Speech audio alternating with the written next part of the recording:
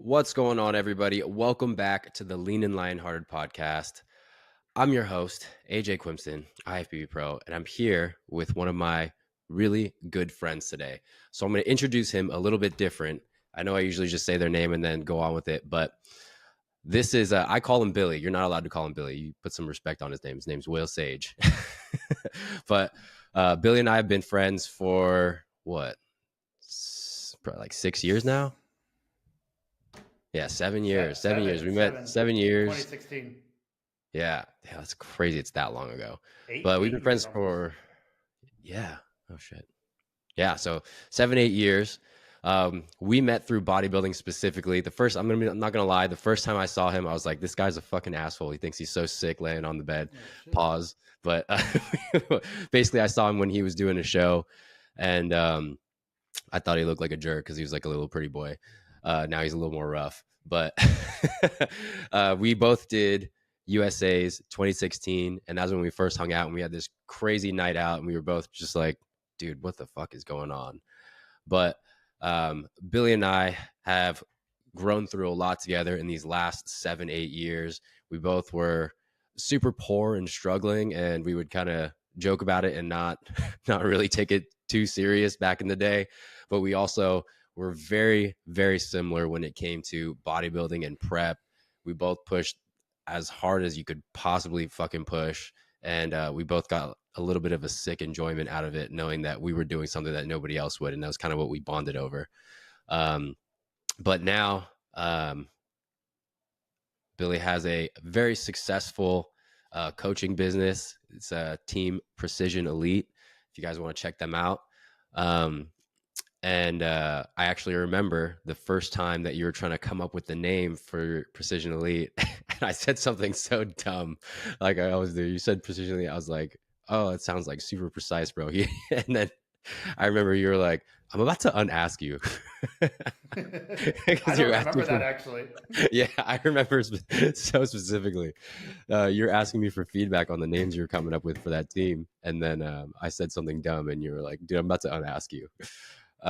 But I'm super proud of everything that he's been able to accomplish. I think both of us coming up together has been it's been pretty cool, and watching him take his business and everything that he does, which is like a different kind of realm of fitness than what I do now. It's been pretty cool to watch him grow and expand, and really be able to help a lot of people in the bodybuilding industry. And I mean, how many pro cards have you gotten now? 18. Yeah, so 18 pro cards. I mean, every time he posts, everyone's like, first, second, third place. And just watching it grow has been pretty cool. And I definitely admire what you've been able to do. And I think you're awesome. He's actually, one of my best friends. He was one of my 3 best men because I couldn't choose. But that, in a short nutshell, is Billy Sage. Welcome to the show, man. I appreciate it, man. That's an intro for sure. And we've been through a lot, man. Good, bad, funny shit. AJ's the type of guy, that type of friend where like you don't talk to for like 3 months, and then the next thing you know, you talk to for like 4 weeks straight. We got this thing where we just send each other really fucked up memes. Yeah. That's So it normally the it normally starts with that. yeah, But that's pretty much the extent of our talking most of the time, is just sending y- probably the most fucked up things that you could see on Instagram, and we don't really yeah, say anything about it. Either we don't say anything or we go, wow, that was fucked up, and then we just kind of move on. The funny thing is you actually talk to Mary more than you talk to me. which is kind of weird to be honest. But I guess I Yeah. see her more often at shows and whatnot. Um, yeah, and sometimes as you know, hit up Mary for some advice, as well as you. So yeah, we've just been friends for a long fucking time, man. Yeah, it's funny, man. We usually just have like the same train of thought on a lot of things, and we even come to the same conclusions, like independent of each other. So like when we were coming up in bodybuilding, like we would come to the same conclusions even though we wouldn't be talking, and then when we finally met up again, we'd be like, oh yeah, you do that, I do that too. Oh shit. That's pretty much like sums it up. it's funny because I feel like, I'm sure we'll get into talking about it, but me and Ariel last week at the game literally just talked about that. We're like, I feel like we always do the same shit, or think the same way, like you, me, Yeah. and him, um, literally every time. And it's just like, it's nice to be like, hey, what do you think about this? And then you're like, without like giving any bias, Yeah. and you'll just like say the same thing, like, all right, cool, we're good. Yeah. And it's just cool too, because we all kind of have the same perspective, but it's coming from like an outside view, because it's really Yep, hard to see your life big picture because you're like in it and you're emotionally attached to it. But when we 100%. ask each other, it's like, oh, I can be pretty unbiased about this. I can just tell you what I think, and you're like, all right, that makes sense. Well, yeah, I mean, basically on this episode, I just wanted, one, we're probably just going to talk a lot of shit because I just said on my story last night that I'm just going to be unfiltered. I'm just going to talk however the fuck I talk. And usually that involves a lot of cursing and a lot of being sarcastic and making dumbass jokes. Um, but all right, Yep. first question, man. What do you think of fat trainers? I have an opinion on it, but I want to know your opinion. Fat trainers. All Yeah. right. Well, first of all, like, my opinion on this. I'm trying to like gather an analogy. My opinion on this is it makes no fucking sense. That is my opinion on it. I don't get why anyone would hire a fat trainer or a fat coach, because to me it's just like it's almost like hypocrisy. You know what I mean? Like, kind Yeah. of. Yeah. Um, Granted, it would be different if like that coach or trainer had like surgery, and they got overweight, or they have some type of health problem, something where it's like, okay, that makes sense. But if they're just like fat because they want to be fat. You know what I mean? Yeah. I'm just like, bro, how are you going to tell someone what to do if you're not doing it yourself, or if you can't do it yourself? Like, it really, that's like something that really grinds my gears. Yeah. Okay. I'm gonna play devil's advocate. Like, what if they're like an old school bodybuilder and then they're just fat now and they're coaching? Or what if they have been really shredded in the past, but they're fat now for just no reason? They just, other than just that they See, want to be I fat. still don't agree with it, because I know for myself, as I get older, and I'm going to retire from bodybuilding very, very soon. Ooh. I, yeah, I am. I'm like, yeah, I'll get like off season fat, you know what I mean? Yeah. Where you're just super soft, but I'm never gonna let myself get to the point of just being like severely overweight. You know what I mean? And I just wouldn't feel right with myself telling people what to do. Yeah. So I still don't agree with it. I really don't. So what are we quantifying as fat then? Because you just said severely overweight. Now I'm thinking like 300-pound obese. No, okay, I'm not thinking like, oh, all right. So like, I what I know. I just mean. want you to Like, say. I feel like everyone has a picture in their head. Yeah. Um, Well, because all right. I'm asking mostly because as a bodybuilder, there's a lot of times where you're off season and you're like, dude, I'm fucking fat, and then the rest of the world would look at you and be like, dude, you're in great shape. Like you got a Bro, that's little me bit. right now. That's me Yeah. right now. You know what I mean? I'm like, bro, I literally said today, like, bro, I feel like a fat fuck today. Cause like right before this, I like just got back from the gym. Literally got back from the gym 10 minutes before this.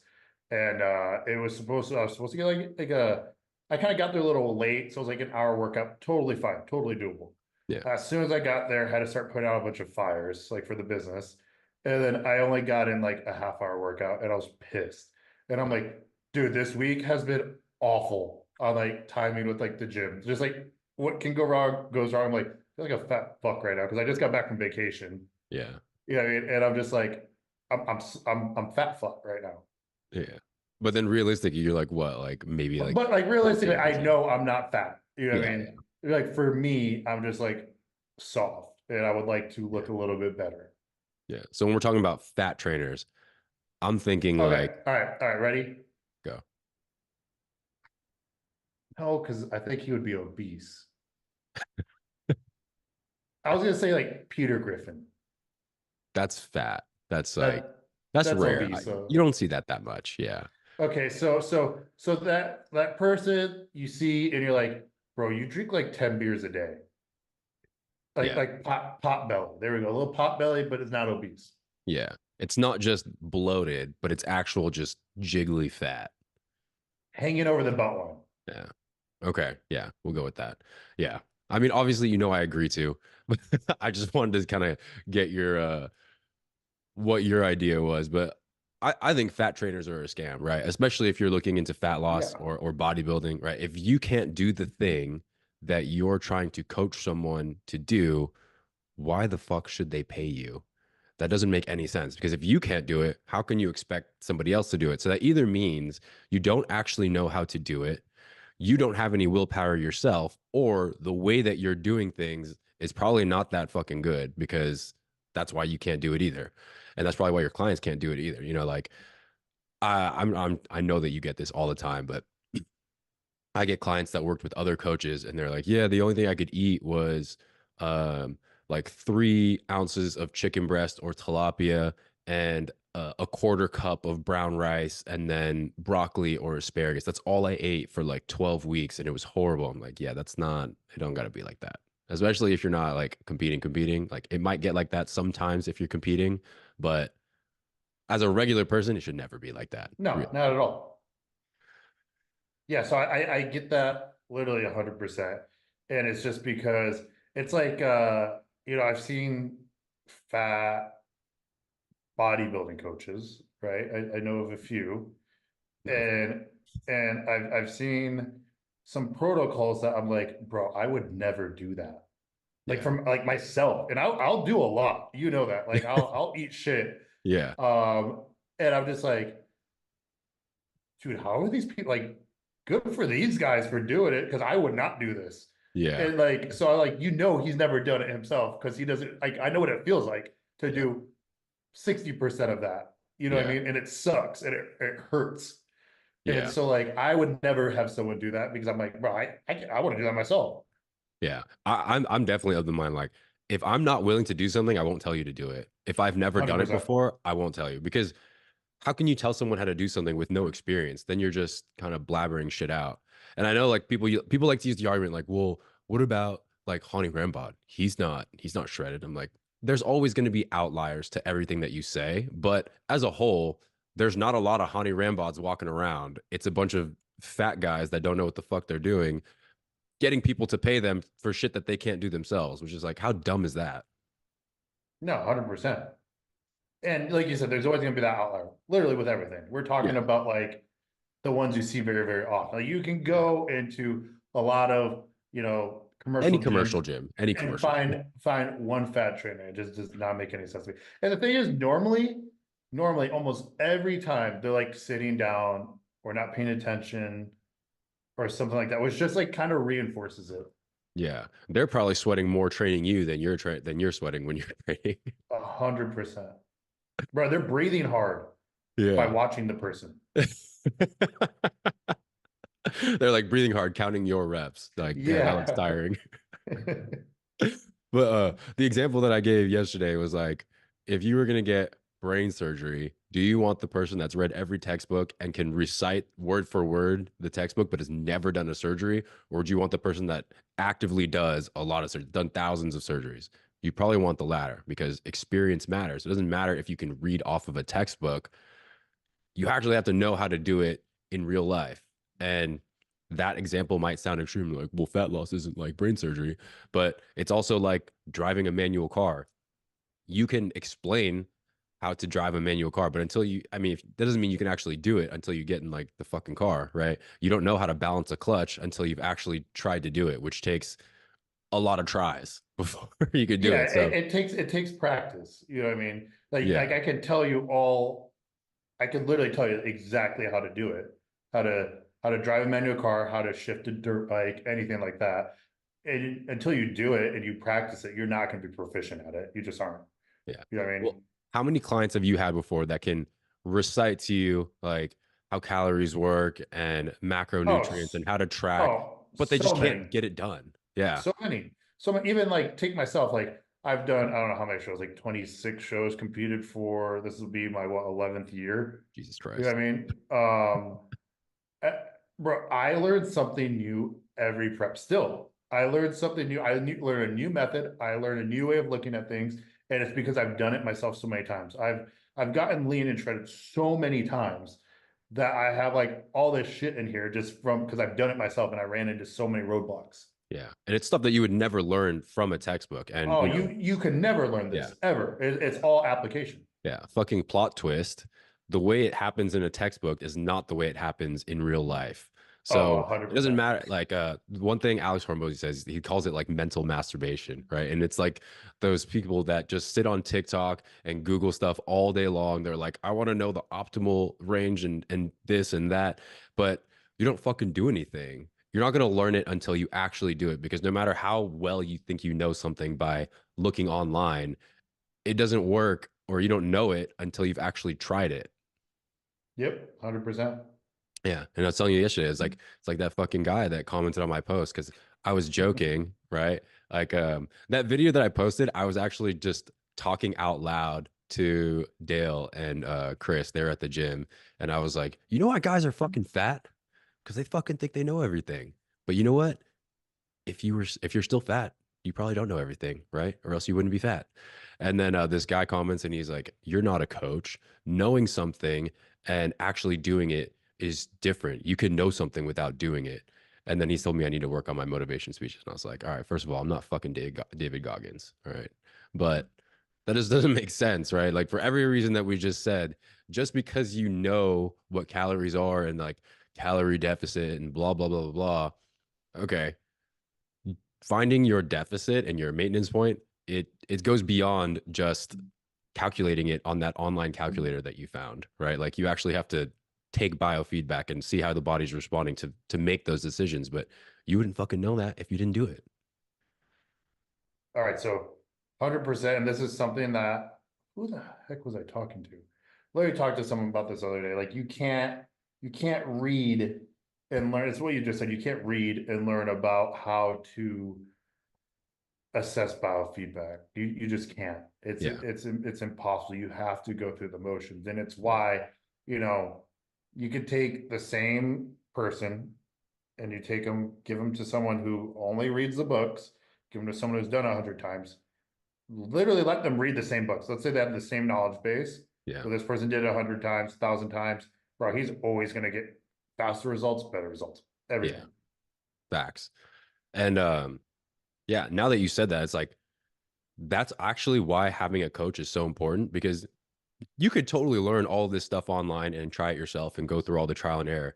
But how fast can you actually make all these mistakes and learn from them versus a coach who literally looks at this like hundreds or thousands of times a year that can just streamline all of these mistakes that you're about to make? Like that's the benefit of having a coach, not just, oh, I'm telling you what to do. And like, it's a benefit to cipher through, shitty information because there's a lot online, but there's a lot of mistakes or trial and error that you're going to have to go through on your own that you can just streamline with a coach. 100%, dude. And even if they are a coach, so like yesterday, it's funny you said that. Yesterday, I had a mentorship, right, with a coach. Mhm. Basically, me, knowledge mentorship type thing. Yeah. And I was like, bro, like the stuff you're asking right now took me probably there's like a 4 year span of me gathering through the process of doing it, Yeah. like and making all these mistakes and learning it and understanding it. And I was like, literally, I wish I had someone to teach me this shit back then Yeah. because I'm gonna give you like what took me 4 years, you're gonna get done in a year. Yeah. You know what I Dude, mean? do you And feel like they're a that coach all the time themselves. now? Yeah. What do you mean? What do you Do you mean? feel like that all the time? Like nowadays, like we know more about, stress and how more important recovery is. And it's not just going balls to the wall and like different, like all these other things about like bodybuilding and fitness that we didn't know when we first started. And you'll tell someone now and it's like, they're still new and you just told them like something that took you years to learn. And you're like, I wish I had this when I was first starting out. Cause you're always like, damn, dude, how good could I have been faster if someone had just Yeah. told me this shit? Yeah. What I told this person, I was like, because this person competes, has been competing a while. I was like, for example, I bet when you first started competing, and even when you first started coaching, someone had digestive issues. You're probably like, hey, take Metamucil. And Yeah. that was your fix every time. It Yeah. was like, hey, take Metamucil. That was literally the fix every time. And Yeah. then now, I look back and I'm like, to like my very, very first year coaching, like I actually wasn't even publicly coaching people yet. This Yeah. was back when I was coaching. This is like You still fucking do it in 8 years person, I ago. remember. This is before that. Like Oh, when I had like was just coaching a few people without like anyone oh, like I okay. didn't care if people knew, but before I was charging or anything like that, Yeah, just doing yeah, a yeah. few free, it'd be like, oh, I'll just take some Metamucil. And people still do. I know really high up there coaches who still do this shit. Um, and now I'm just like, geez, dude, what were you doing? You know what I mean? It's like, Yeah. damn. And I think about like some of like some people who I fixed like SIBO cases or something like that. And Yeah. I'm like, if I would have did that to them, it just would have fucked them up worse, you Yeah. know? And so it's just like the bubble of what you think you know versus like what you actually don't know is astronomical. And I really do wish that I was able to like instead of like going into PubMeds every day for hours on end, I knew people who could teach me this along the way. Yeah. Yeah. Yeah. Well, I like the way you said it because it's actually something that I said in a recent video. I was talking about the guy that like said I'm not a coach, but there's four levels of competence. And the first level is where most of the internet sits, and it's unconscious incompetence, which means you're so dumb you don't know how dumb you are. Right. And then and that's where most of the internet sits. Like all the people that are arguing about how to get in shape or how to grow muscle that are small as fuck or fat as fuck. Like you don't know. You just watch somebody else's post and then you assume that that's like fact and then you try to say it to everybody else. So there's unconscious incompetence. Then there's conscious incompetence, which is, a level up, like you know how dumb that you are. And then the third level is conscious competence, which is like you can now do the thing that you're trying to do, but you have to consciously be like locked in to be able to do it. You can't do it freely.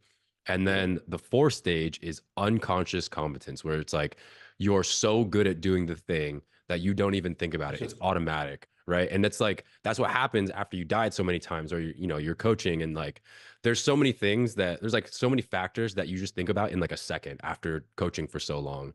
And then when you try to describe it to yep. someone, it's this long thought process of like, well, I'm looking at this, and this. And if they're all good, then I go here. And people are like, wait, what the fuck are you talking about? But Dude, literally just yesterday. Go ahead, finish. oh, but I'm just saying, like that's like the way it is, and most people think that they're so smart, but they're actually so dumb that they don't even know that they're dumb, and so it's like annoying to like fight the trolls online. Not that I have a lot of them, but it's just trying to show someone that you're so dumb you don't know how dumb you are is it's annoying. No, 100%. Uh, it's funny. I wish I would have known these terms yesterday when I was talking to that person. Yeah, Because the person was like, how do you come up with these things? I was like, honestly, I don't even think about them anymore. It's just like I see something, I know what to do. I don't even really know why. Like I don't think of why. I just yeah, know to do it. You know what I mean? yeah, And so I was like, so when I'm explaining it to you, it's gonna like we're gonna go and take all these steps, but just know like in the future you're gonna be able to skip all that middle ground because you're yeah, just gonna know. I can't explain how. You're just gonna know. yeah. But what's the lowest level again? Unconscious incompetence. I have this new thing where I just like, and it's not, it has nothing ever to do with bodybuilding. It's just random shit. I'll Yeah, just get arguments with people online, like for no reason, just because like those people, just because I'm like, how dumb are these people? The other day there was one about tattoos. oh, It was like this post on tattoos. This dude got a full, like his whole stomach, chest, and a full sleeve done. And I think it cost him like 60 grand, Jesus right? Christ. But this piece was like phenomenal. Okay. And like there's this guy in there just like ripping the tattoo artist and the dude apart. He's like, there's no fucking reason you should ever spend this much money. Like that's blah blah. And I was like, honestly, if you broke it down into how many hours it took, it equaled out to like $400 an hour, which Yeah, I think, in my opinion, for like a phenomenal artist that is going to capture what like when I would say this tattoo was phenomenal, it was phenomenal. I was like, that makes sense. And so like I broke it down for this dude, and he's like, experience does not quantify price. And I was like, is this guy stupid? That's It, actually what that's quantifies what price. I said. And he's like, so you're telling me if a janitor has been being a janitor for, this is literally his argument. A janitor has been being a janitor for 20 years. He should get paid more just because of the 20 years experience. I was like, bro, that is not the same as being a tattoo artist. That's like comparing a burger flipper at McDonald's to a surgeon. Yeah. That's talking about a very basic skill that anybody could That's do. what I said. That's Now, literally what I said. yeah, but like if you're a janitor and you can do all of the work faster, better, and it's like more quality work, then you would get more money, right? Yeah, Like your but skills you're are not higher. gonna. But it's a different level Yeah, of obviously. expertise. So agreed. So I actually said something like that. I was like, yeah, he could probably get paid like $5 more an hour. Okay, $10 more an hour. Okay, but it's not the same skill expertise. And this dude like could not understand what I was saying. I was like, this dude's a dumbass. Like, like he's so dumb, and and I just like so I like I've been doing that lately. Like in my free time, sometimes I'm like Yeah. I just like poking it just like, just get my input in there. I just have fun doing Yeah. it. Oh, dude. So that's one of my favorite things to do. I actually never comment on people's posts. Like I'll just go into the comments and I'm just reading them like, you're so Oh, dumb. Everyone here is so I dumb. always look at the comments. I always look at the comments. But You know? especially like now that I have like tattoos and whatnot, I Yeah. paid a lot of money for these tattoos. And I'm like, no. And so I was like hyping the artist up too. You know what I mean? Like, Yeah, so I yeah. was like, I was for the artist, but Okay. You know what's funny though? Sometimes I'll go onto like sports pages and then I just see Ariel arguing with people. I was just gonna bring that up. I wasn't gonna say it. I'm glad you did. I was gonna be like, I think that's where I got it from. Because you'll never see him arguing about bodybuilding stuff. But No, then never. but then anything to do on like it's always on like sideline news, sports Yeah. center, anything Yeah. like that. You see him just like going off and people are just getting super triggered by what he says. Oh yeah, dude, it's so funny. Every time I just see him randomly comments arguing with people, I'm like, fucking Ariel, bro. I just like it. I always like it. Yeah. Yeah, dude, that's so funny. I I try not to argue with people because well, one, like you're never gonna prove somebody wrong on the internet. Like Never. even if they Never. know you're right, most people are so prideful that they won't admit it just so that they won't be proven wrong. And I mean, it's dumb because personally, I think that's most of the world is unsuccessful at doing almost anything in life, in fitness, at work, because they're not coachable and they're not open-minded to thinking that they're wrong about stuff. Do you 100%. agree? No, Yeah. I agree. I literally agree with that. That's why people are stuck. Yeah. Well, it's just crazy because like I mean, I mean, it's a small example, but like we were at Disney World last weekend, right? And just like being in crowds of people, you're just like, dude, can you guys not just follow directions? If you follow directions, everything would just go smoothly. That's why they're here. And the reason people fucking suck at fitness, losing weight, building muscle, cooking, making more money is because someone tells you how to do something and it's the right way to do it. And for whatever reason, you're entitled to thinking that you know better and that you can take shortcuts and still get the same result. Like you're not fucking special. You're not going to get these shortcuts. Like even in bodybuilding, right? Like people think that they can shortcut everything, and they're like, "Oh, well, I think I got great genetics.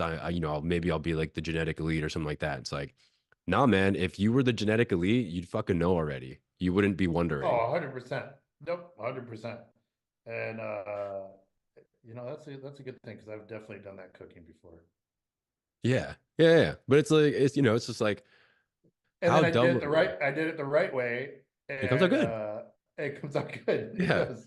I'm like, bro, people say that they can't cook. I'm like, if you get a good recipe, it tells you exactly what to do minute by minute. How can you possibly fuck it up? And it's funny because I watch Mary do it, right? She'll get a recipe and I'll be like, how long did it say to cook it? She's like, I don't know.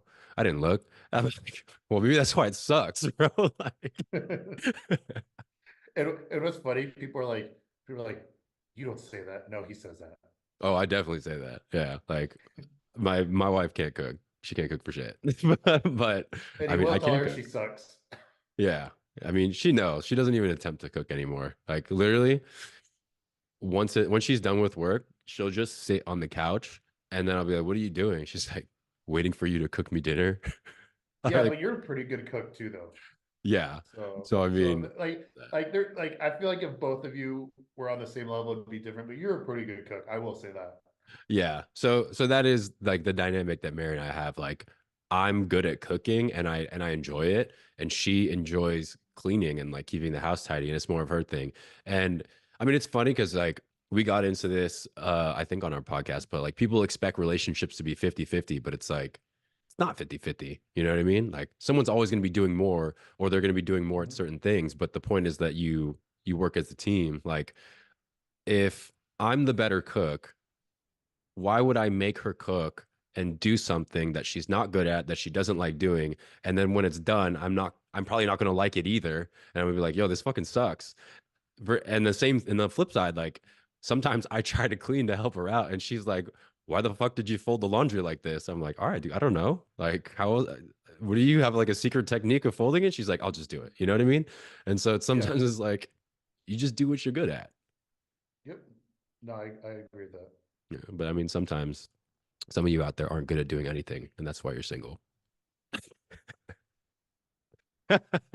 He's not wrong. Oh shit. Um, but yeah, man. So this is where we left off yesterday. What do you think about the fat liberation movement? Okay, so yesterday I asked what this was. Yeah, I don't have to ask again. You basically said, because I didn't know what it was. You yeah. basically said um, it's people encouraging people to be obese, correct? They're basically encouraging people to not be biased or discriminate or whatever by any means. And, just like the whole body positivity movement, like, you should be happy for me that I'm fat, or like we should have like you shouldn't be fat phobic or whatever the hell they call it.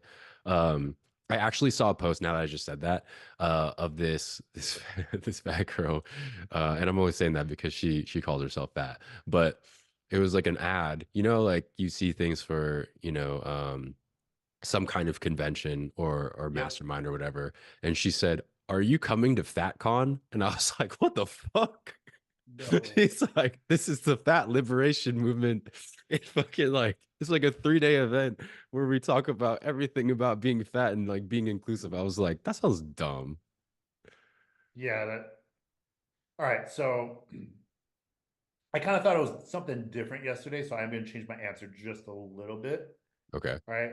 So I really have, and I said this yesterday too, but I really have no issue with people being overweight. I really don't.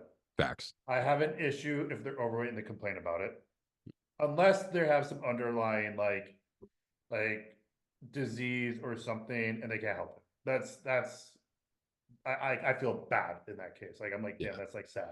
You know what I Yeah. mean? But if they complain about being overweight And you're not they doing anything complain about it. and they complain about it and they're not doing anything about it, bro, like internally I roast them.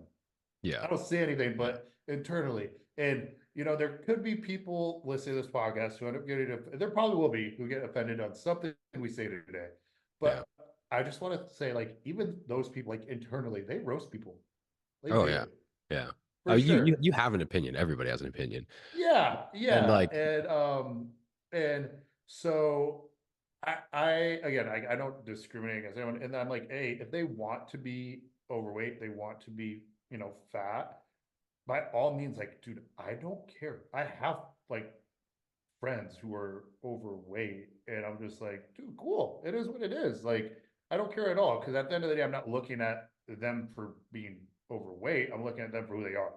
You know yeah, what I mean? And I truly, truly mean that. And that doesn't just go with like being over. That goes like with any discrimination or whatever.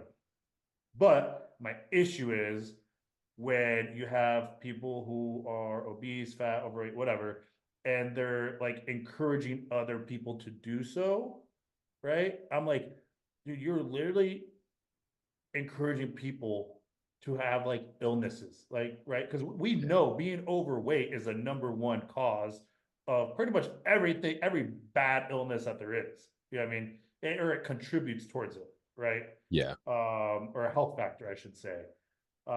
So when I see that, like I literally saw a reel the other day. This girl was like, yeah, I'm fat and I'm gonna make sure that because she's like a teacher or something. She's like, I'm gonna make sure I instill to all your kids to be fat, and it should be dead serious, dude. And I was like, bro, this lady needs to be fired. Like this is what's wrong with people. What's wrong with people is like they're a certain way and they expect everyone to conform to how they are. I'm like, Yeah. bro, just let people do what they want to fucking do. Yeah. And that's that last thing that you said, I think is the most important part. Like I I'm like joking and I'm a little blunt right now, but I really don't care what your interests are. If you want to be fat, that's cool. If you're gay, I don't care. What does that have to do with me, right?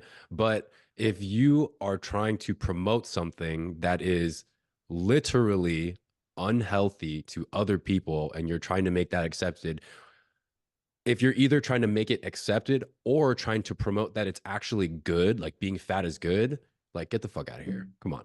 Like those are the things that I have a problem with. And that's part of like I think the fat liberation thing. Like if you want to feel good about yourself and you're overweight, like you should feel good about yourself. Like who cares? Who's stopping you, right?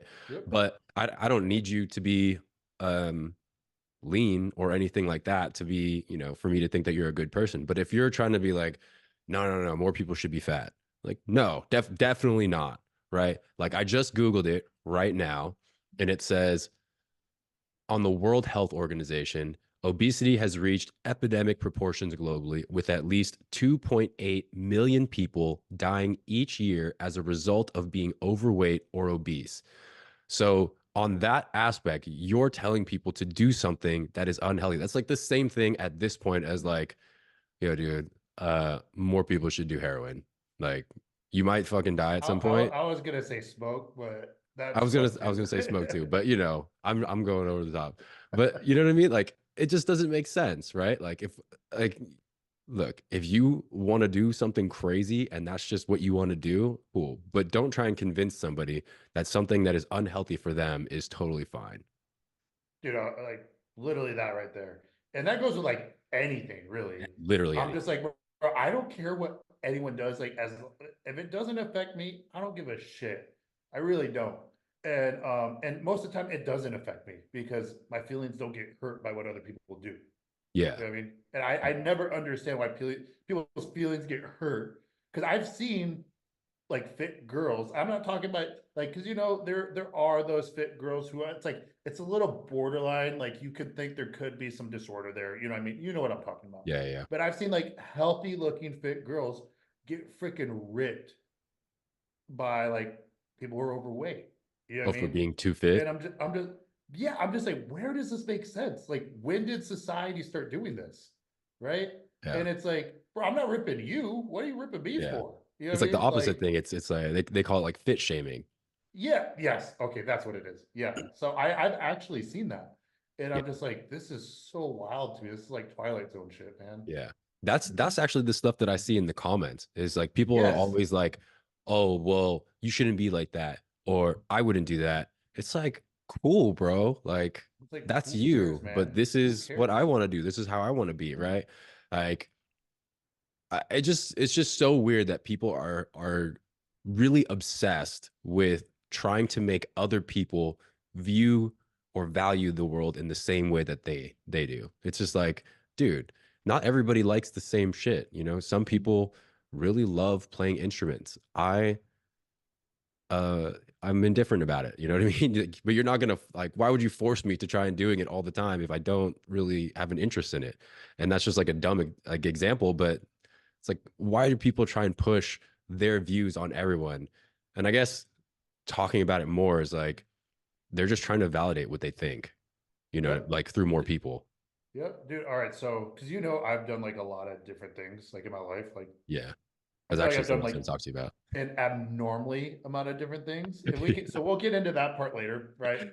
Um, but one thing that was like kind of sad growing up, I don't care now, but like growing up, it actually like kind of made me upset. Is like I had like friends for like sports, right? Mhm. And I started as soon as I started like really picking up snowboarding a lot, they're like, "Oh, bro, that's stupid," right? And they kind of like shunned me for doing that. And then I had my snowboarding friends, and I had other friends who like shunned me for going in the military. right? And then one big one was like I was really close to a lot of people like in the snowboard community, and as soon as I started bodybuilding, they're like, "Bro, that's stupid. Like you're a douche for doing that, right?" Even though I didn't actually change at all who I was. Yeah. You know what I'm saying? Like I still snowboard, I still do all those things, Yeah. but I'm like, why does it matter? Like why does this matter to you people? And obviously they weren't really my friends, Yeah. but I'm like, it'd be like, AJ, like you got upset that like I picked up a hobby, Yeah. right? Now it's one thing if the hobby's like detrimental to the person, Yeah. but Yeah. it's like, why does it matter? Well, you know what? That's like a really good example of when people start their fitness journey. Everybody wants you to stay as the same version as they see you as, which is somebody like them. As soon as you start becoming different, people get uncomfortable. They either try to say that like you think that you're better than them now, or like you're like overdoing it, or they start talking shit about it. But it's just like, dude, so everybody has different interests. Like shit changes all the time, but people more often than not are scared of other people changing. You know what I mean? Like, and when you're first starting your fitness journey, you see that a lot because you have, especially in bodybuilding, because you have your friends that just do normal people stuff, which is fine. Like you go out and you eat and you drink and like that's just what you do. And then all of a sudden you start bodybuilding, you can't do that anymore. And then everyone starts making little comments like, "Oh, not gonna come out with us. You're too good to not eat with us. Oh, you think you're super sick with your Tupperware. Oh, how's that tilapia? Like, come on, bro. It's just like one meal, And they're just trying to bring you back to where they're comfortable with you, where you're at. And it's hard when you're going through it for the first time because you're like, dude, these are my friends. Why the fuck? Why are you acting like this? You know what I mean? Like, I'm just trying to do something to make myself feel better about myself, and you're trying to make me feel worse.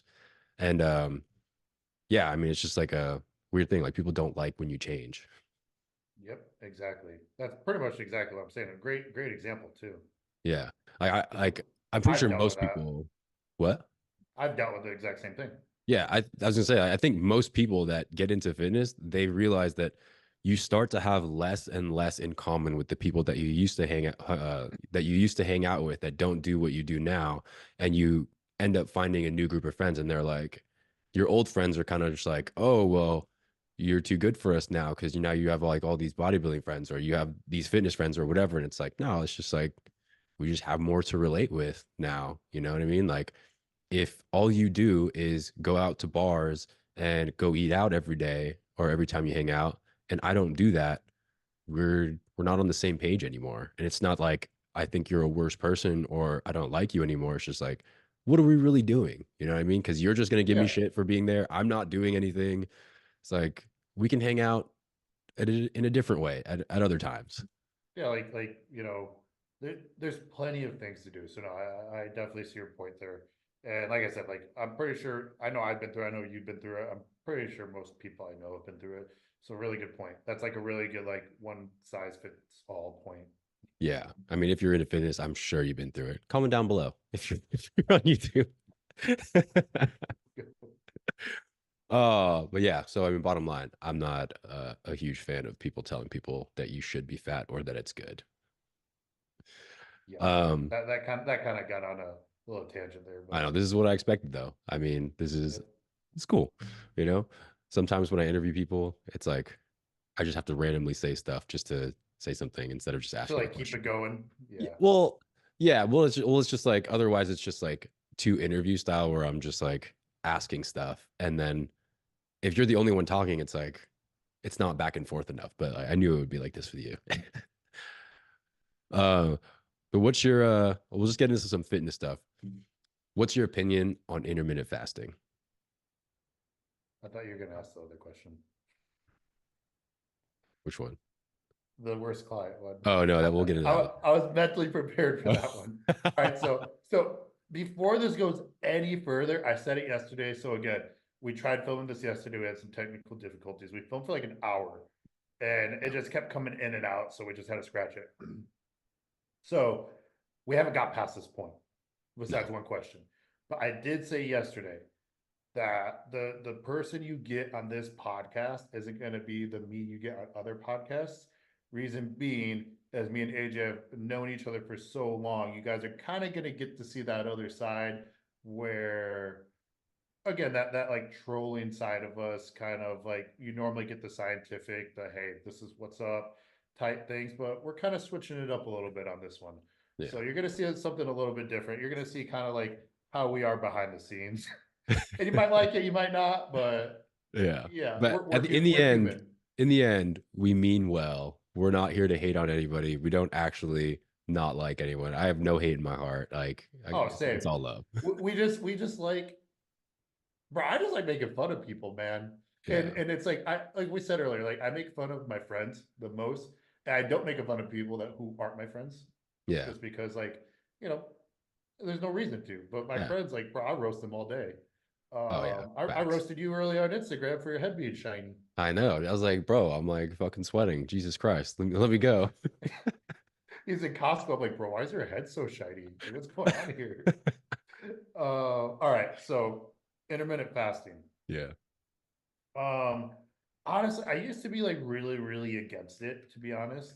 Um, I don't really care. Like, I'm not gonna do it with my athletes. But if someone's like, "Oh, I intermittent fast," I'm like, "Does that work for you?" And they're like, "Yeah." Then I'm like, "Oh, bro, by all means, let's do it." You know what I mean? Well, I'm not saying let's do it, but I'm like, Yeah. hey, if you want to do that, hey, go ahead. Because I've Yeah. seen people see success with it. You know Yeah. what I mean? It's like when they say, you know, there's like the carnivore diet, there's the Mediterranean, there's keto, there's all these different things. And for the right person, those things work. You know what I mean? Hmm. So I don't really have an opinion on it, to be honest. Like I'm cool with it. Now when people, it's like the, the fat thing. Like when people are like, "This is the only way to diet," I'm like, "You're fucking stupid." Yeah. Um, or when people are like, "It's beneficial to not eat before you train," I'm It's not. like, where does that make sense? Because I Yeah. do hear that a lot. I'm like, no, it's not. You're just regurgitating something you saw someone make a reel about Yeah. because it's not. Yeah. Um, That's another epidemic. yeah, it is. Yeah. It is. People just Um, saying shit that they heard someone else say, but they don't know how to say it in context, which ruins the whole thing. yeah, yeah. Which I'm pretty sure you probably thought I was gonna shit on it, but because No, no. in the past I did shit on it, and Yeah. then now I'm just like, bro, like whatever works for people, Yeah. works for people. I know my sister for a while did it, and it worked really, really well for her. And the Yeah. traditional form of dieting didn't, you know. So, Mhm. mm, Yeah. So my opinion is not that intermittent fasting in and of itself is shit, but one, if you're going to tell me it's magic to have a 16-hour fasting window and you will somehow magically lose more fat because of it, that's not how it works, right? nope. You still have to eat the same amount of food, blah, blah, blah. And I think where a lot of people go wrong is, oh, well, if I fast for 16 hours and I only have an 8-hour eating window, I can just eat whatever I want in that 8-hour window, 8-hour win, 8-hour Eating eating window. window, That's a good point. right? And it's like, that's just not how it works. The reason it might work for you is because one, you have less time to eat, so maybe you can't actually stomach enough food for you to be overeating as much as you used to. But if you eat whatever you want and you make bad decisions, it doesn't matter if you're eating in an 8-hour window or a 2-hour window, right? Like you're still eating too many calories for your body. So on that front, like I think it's dumb. Like it's not magic or anything like that. And on top of that, a lot of times when people start doing intermittent fasting, sometimes they're like, oh my God, this is so amazing, is because you actually start paying attention to what you eat as you start doing it. So it's not the driving force of you losing weight or, losing fat. It's just that you all of a sudden have found something that gave you rigid rules and you more or less stuck by it, which is what gave you the results. Um, the one thing I would say is that when people do that, and it's like, if you have to eat a significant amount of protein, for a lot of people, you can't eat it in that amount of time. Like I couldn't eat it in that, like, I can't either. yeah, you know what I mean? Like, so if it's like ruining your digestion and you're like bloated and distended all the time, then I don't think it's good. Also, if you're doing that thing where, you're just eating whatever you want in this this 8, 6, whatever hour window. Um, I feel like that's an eating disorder because you're just waiting to like binge in this specific eating window of whatever you want, thinking that that makes it magical because you didn't eat for 16 hours. That's a good point. Yeah, because you're just Very good waiting to point. binge. You know what I mean? Yeah, and that's a thing within itself. I'm sure you've dealt with that as a coach and whatnot. And then that's a tough one, man. That's a tough topic in itself. Yeah, it is. It's tough because like the more I get into this, and I don't coach as many bodybuilders. It's all lifestyle people. Like most people, it's not about all the X's and the O's and stuff. It's just like your emotional attachment to food, like how you deal with life through eating food, like where you seek comfort. And that's kind of really where most people fall short, right? Like a lot of time you're snacking on things not because you're hungry, but because you're bored, or Mhm. because you're stressed out and you feel like when you eat candy it calms you down, or different things like that. And so a lot of time it's just how you view food as a way to comfort yourself or reward yourself, which is like a double whammy, right? Like you either eat it when you do it when you're sad, or you do it when you're happy, which is all the time. Yep, it's really just controlling emotions and your response to those emotions. Yeah, I got one of these new guys. And then he was like, well, what do I do about snacking? I was like, well, honestly, are you hungry? Because you just told me you're really full eating these meals. He's like, well, yeah, I mean, I am pretty full. I'm like, well, then why do you want to snack? I think you just want to snack because you're bored or because you're stressed. You're not really hungry. And he was like, damn, you said that like so casually, but that hit pretty deep. And I was like, well, yeah, man, I get it. I mean, I think we all do it. Yeah, Or we all did it at some point. we've all been through it, especially in the bodybuilding realm. I've been through it. You've been through it. Shit, I had this one athlete. He gained 32 pounds in 3 days. Bro, that's crazy. I couldn't do that if I I was, tried. bro, I don't same, and and he's fine now. You know what I mean? Like Yeah. he's good. Like he don't do it no more. Yeah. And what did it for him is he's like, bro, like when you went through it, and I've known other people who have, like, how'd you guys like stop? I was like, honestly, bro, because this is years ago for me, and I just like looked around and I was like, how about I eat like a fucking adult? It's literally what I told myself. I was like, this is embarrassing. And I stopped. And I'll tell different people different things, like based on their personality. And Same. you know what I mean? And I knew he's someone who would respond well to that. He's like, Yeah. wow, bro, that worked. Like I was at a dinner and he's like, and I looked at it, I was like, I don't need to finish this plate. And I was like, see? Yeah. And he's like, yeah, I never thought about it that way. I was like, bro, that's what worked for me. It's like, bro, like, bro, you're an adult. Like, act like one. Yeah. It's funny. I mean, it's funny that you said that. I've never said that to anybody, but it's funny that you said that you also, I mean, see, we do the same shit, man. Like I play the person, right? So like a lot of it is just me understanding who you are. And Yeah. I guess people call it like emotional intelligence or whatever, but I can tell based on how you talk to me what you would respond best to. So sometimes you got to tell someone like, dude, you want to stop eating? Like, don't be a fucking pussy. And then sometimes you got to tell them like, oh, it's okay, like this and this and this. And then, you just got to make yourself feel better and, try and distract yourself and do all these other things. Yeah. And it's just dependent on what you think the person needs to hear emotionally, which is like, that's funny that you said To that. be honest, bro, I think that's coaching. Yeah. Like I think a lot of coaches, they're just like, here's a plan. Bro, that's just giving someone a plan. Yeah, people charge you $350 a month for, hey, here's a plan. Where it's like just like knowing how to respond to someone and actually paying attention to that, that's coaching. You know what I mean? Yeah. So in my opinion.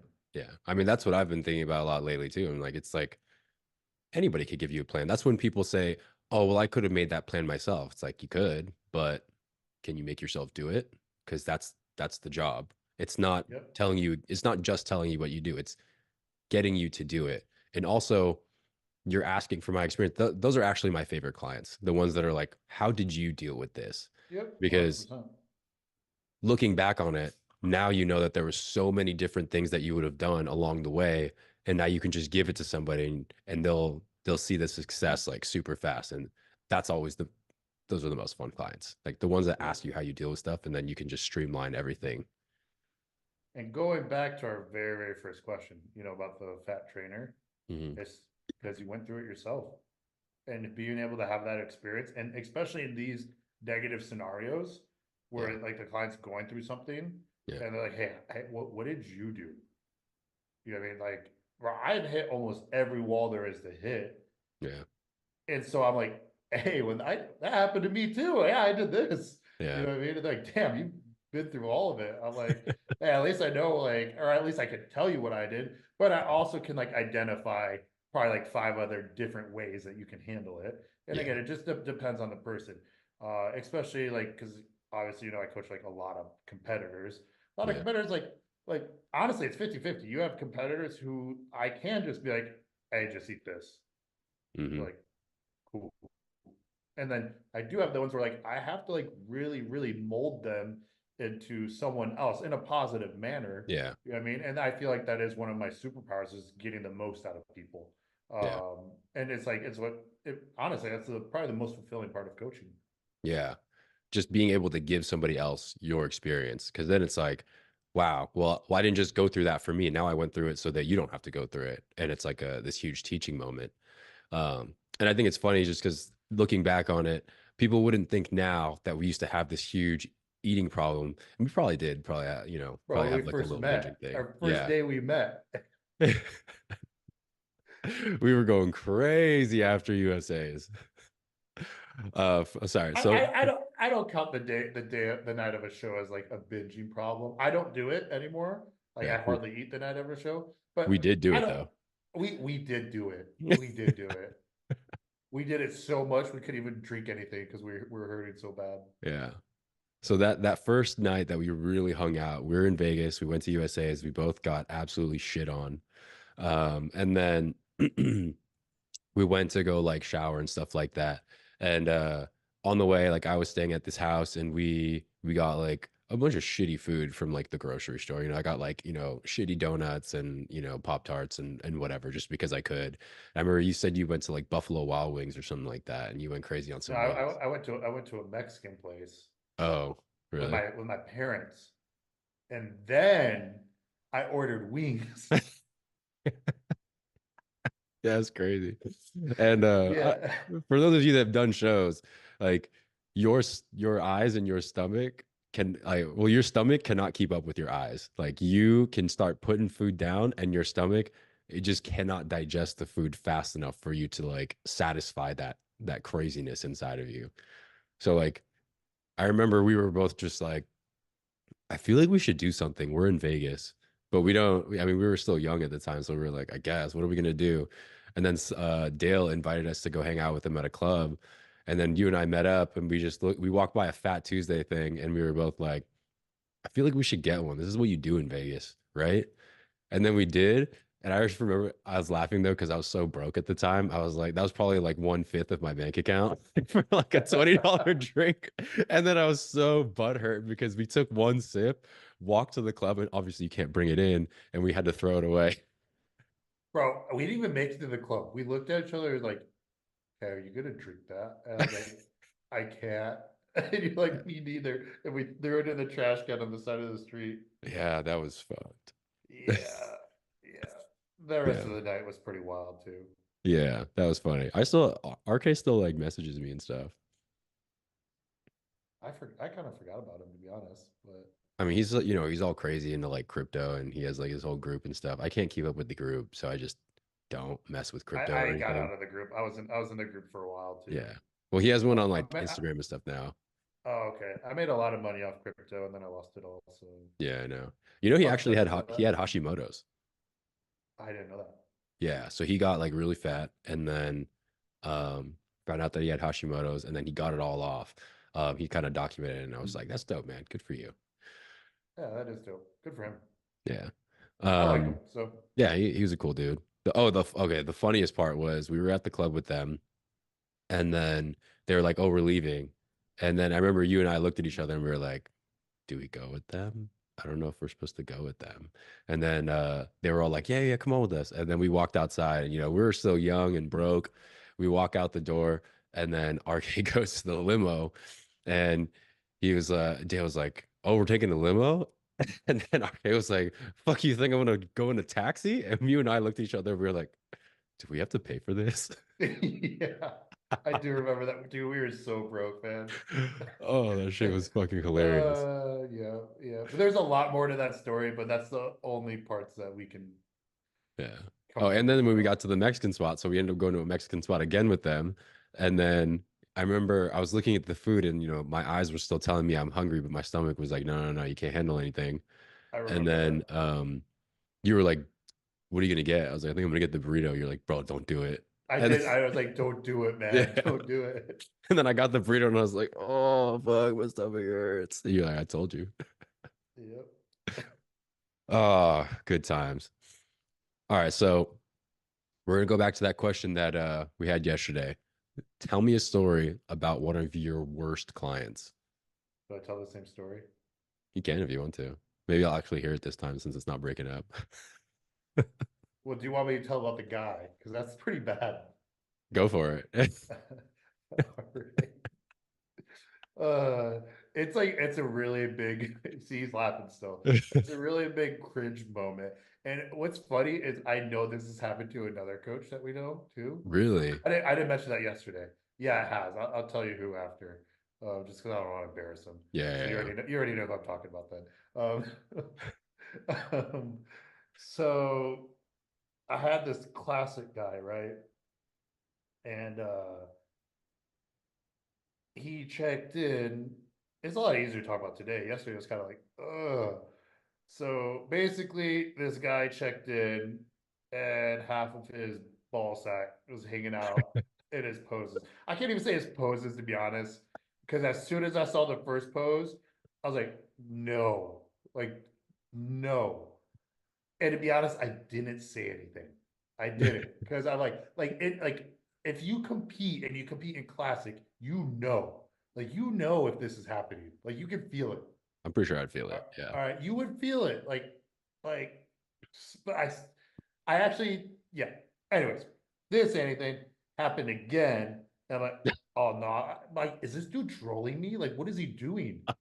You know what I mean? So I like, long story short, fired this guy. But also, it kind of like scarred me because like every time, like, I take my check-ins and everything, I just Yeah. always double check. Wait, You know so what I did you mean? ever say anything to him about it? No, I did. Yeah, I Oh, said okay. something to him about it, and then he no longer worked together after. That's just weird, man. Yeah, Like yeah, that's really weird. yeah, Yeah. yeah.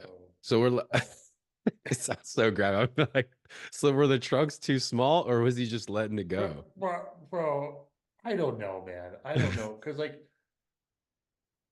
I don't know, dude. Like this is like really like an uncomfortable like I'm speechless right now. Still, like I was just like, dude, is this happening? Like what? And like no, man, like no. So yeah, I Have don't you ever know. seen I don't know what's going on. Have you ever seen the movie Waiting with Ryan Reynolds? With the toast. No, no, no, no. This Is movie that when Waiting, it's he's a server? he's like a waiter or Yeah, whatever. he rubs it on the toast. Oh yeah, yeah, with yeah, yeah, yeah. So like when they have like they had that whole game where they show each other their balls and they get to they get to Yeah. kick you in the ass. I was like, it's immediately what it made me think of because you're like half his ball sack. I was like, oh, he Dude, hit you with the just brain. gross, dude. Just gross stuff, man. Like, I don't know. That's a bad client moment for sure. I've had another client, speaking of binging, who like would binge, and I'm trying to help this person. I mean, it was a female, it was a woman. Trying to help her. I'm like, dude, come on, like encouraging, like trying everything. And so ends up firing me, but blames me.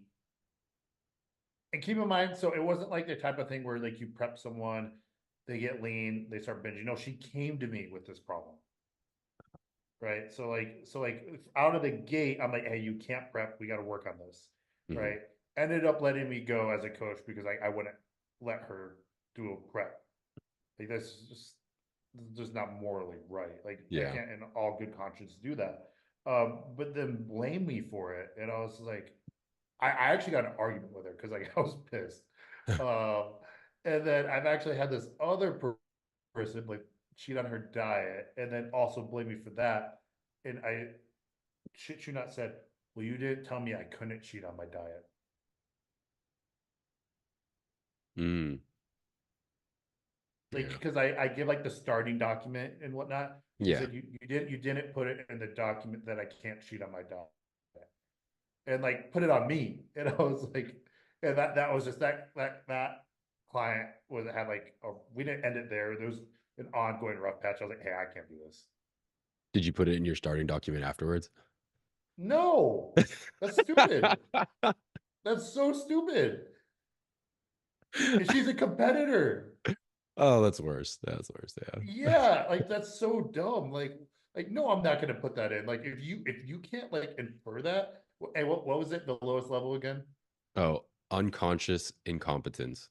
That's what it is. And I don't want to work with you. Wait, so she had done a show before? I actually don't remember. I think so. I think so. Oh, yeah. So for everybody listening, uh, when a coach gives you a diet, you're not supposed to cheat on that diet. So the way that it works is we give you a diet, we give you a workout program, we give you a cardio and all this other stuff, right? And then the way it works is you follow this like a science experiment, and we're looking at how your body responds, how the graph of your weight looks like, the waist size, your strength level in the gym, your digestion, your recovery. And then from that information, we can make the decision of whether or not the plan's working and then make an adjustment. But if we think that you're eating 2,000 calories and you really eat 3,000 calories every few days, then the data is no good. You know what I'm saying? Since you had to explain. Yeah. Yeah. I mean, just to be clear for everyone. Yeah. But I thought I about had the this graph other thing. Oh, go ahead. I had this other bad one too. Like this would actually make me really mad. Yeah. That involves PEDs. No, Okay. That cool? I guess. Okay, so had this athlete and she straight up said, hey, do you think that, and she competed like a few times at this point, probably like 3, 4 times. And then she did a national show, got absolutely obliterated, right? Not with me before. She said, hey, she probably joined in roughly, I can't give the exact time. I'll say like June timeframe. Hmm. Say, hey, if we do nationals at the end of the year, in your honest opinion, do you think I could go pro this year naturally? I Hmm. said, honestly, no. I don't think you can. I think, you have a good base, you're natural, but I do think because you're natural, that's 100% okay. It's going to take probably 2, 3 years, Hmm. right? As with most people, or Yeah. if you're not like at the top of the genetic game, probably might not happen Yeah. naturally, right? And somehow she like told a bunch of people like, oh, he says it's impossible to go pro naturally. Hmm. And this like started telling like these tall tales, because then she said like, what if I use PEDs? And I was Hmm. like, honestly, I can't give you that answer. We haven't been working with each other long enough, because I actually, there's like a trial period. They have to work with me for so long before that's even a discussion. Hmm. And I said, so most likely still not this year, but obviously sooner. You know what I mean? And Hmm. like, bro, that's like a kind of like a straightforward answer. Yeah. And then said like I was trying to push PEDs and stuff like that. I was like, dude, I have the receipts, Yeah. right? And so like I had this pro hit me up and she wanted to coach with me. And she's like, hey, like I heard this. And I was like, oh, I can already tell you who said that to you. Yeah. Here's the receipts. And she's like, oh yeah, that's not what she said will happen. And so I'm just like, bro, why are you trying to like not ruin a coach's career, but I don't know what goes through people's heads, man. Yeah. I mean, people just hear what they want to hear. Again, it's like you can't follow directions. And it's funny because it's Yeah. like that's like the story I told you yesterday about that one guy, like and it's weird because when you want to defend yourself, it almost looks worse if you try to defend yourself Oh, you or can't do anything. or you just You look just like an let it happen. asshole. No, You just you got to just let let it it go. happen. You just let it Yeah. go. That's all you can do. That's Yeah. all you can do. Yeah. Because at the end of the day, like, again, if you defend yourself, like, you just look like an asshole. Yeah. And Or you're trying to then, like big dog somebody like because if you're the someone coach. asks about it, let's say you have a bad experience, and it doesn't have to do with coaching either. Like, let's say you have a bad experience and someone asks about, okay, I'll say something, but like, I'm not gonna say nothing. You know what I Yeah. mean? Like, just take it to the chin, move on. Yeah. Basically. That was basically the story that I told yesterday. So I'll tell it again. But basically I had one of the worst clients I ever had, probably the worst, just the This one most was bad. annoying, pissed me off. This guy came to me as a referral, and he really wanted to, compete again because he got destroyed the first time he competed, and he's going through a lot of stuff like mentally, like dealing with his parents not supporting him with what he wanted to do and like all this other stuff. So I would have these like really long conversations with him to try and like help him because I was like, oh, I know what that feels like. Kind of, basically what we were talking about earlier, right? People don't understand. Um, and then it got to the point where people were showing me his story where he was cheating and saying it was fine when I didn't tell him to do that. And then when I would confront him about it, because like you could see it, like his weight would jump up like 3 pounds overnight. And I didn't give him anything extra. And I was like, yo, what happened? He goes, oh, I don't know. Maybe I had a little extra sodium. I'm like, bro, 3 pounds? That's impossible from sodium. It's impossible. Um, and then he lied. And so it's just like, I didn't want to bust out the person that sent it to Yeah. me. Yep. So I was just like, all right, well, you know what? If he's just going to keep lying to me, like when someone lies to you, you break that trust bond, whether it's me lying to you or you lying to me. And then all of a sudden you just care a little bit less, like I'm not going to harp on you about certain things because I know that you're already lying to me. So I'm still going to, do what I'm supposed to do and give you the best option. But, you kind of broke it there. Right. And so that was going on. And it was happening kind of repeatedly. And then at the end, when bodybuilding is tough for everyone, and he was behind because he was cheating, he was blaming me for being not conditioned. And then I was pushing him extra hard that last week and a half because I needed to get every last bit off of him that I could. And then I was going to give him like the last 3 or 4 days to do nothing to let his body like rest and let the water come off. And he started talking like mad shit about me everywhere online at the show because he left on peak week for another coach. That coach started kind of talking shit about me too, like not really talking Of shit, but he course. was just like, he was like, oh, that didn't even make sense. I'm like, well, you don't know the whole story, buddy. But um I just couldn't say anything online because I didn't want to, that looks bad on me too. I don't want to roast him for being a cheater and stuff. And like, It looks unprofessional.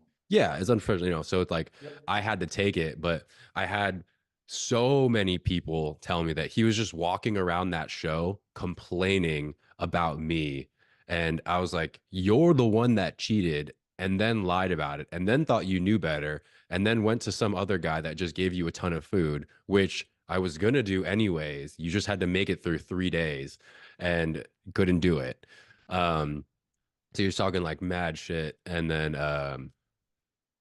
yeah, it just really fucking pissed me off, but I couldn't do anything about it. Yep. I remember when that happened. Yeah. Yeah, I actually haven't had any instances like that bad. I've had similar instances, but nothing that bad. Yeah. That was one of the most annoying that, Yeah. yeah.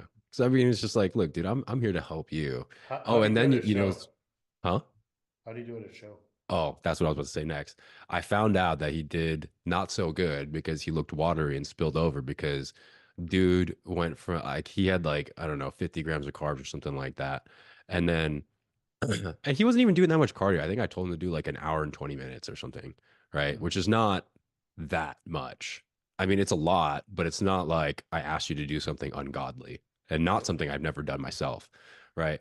But he was like, I think I'm gonna pass out. And like in my head, I was like, I think you're being a little bitch right now because it's not that bad. Plus, if it was that bad, it would only be that bad because you followed the plan, but I know you haven't been following the plan. So if you've been cheating on the off time, it ain't that bad because you still keep cheating all the time. Uh, I digress.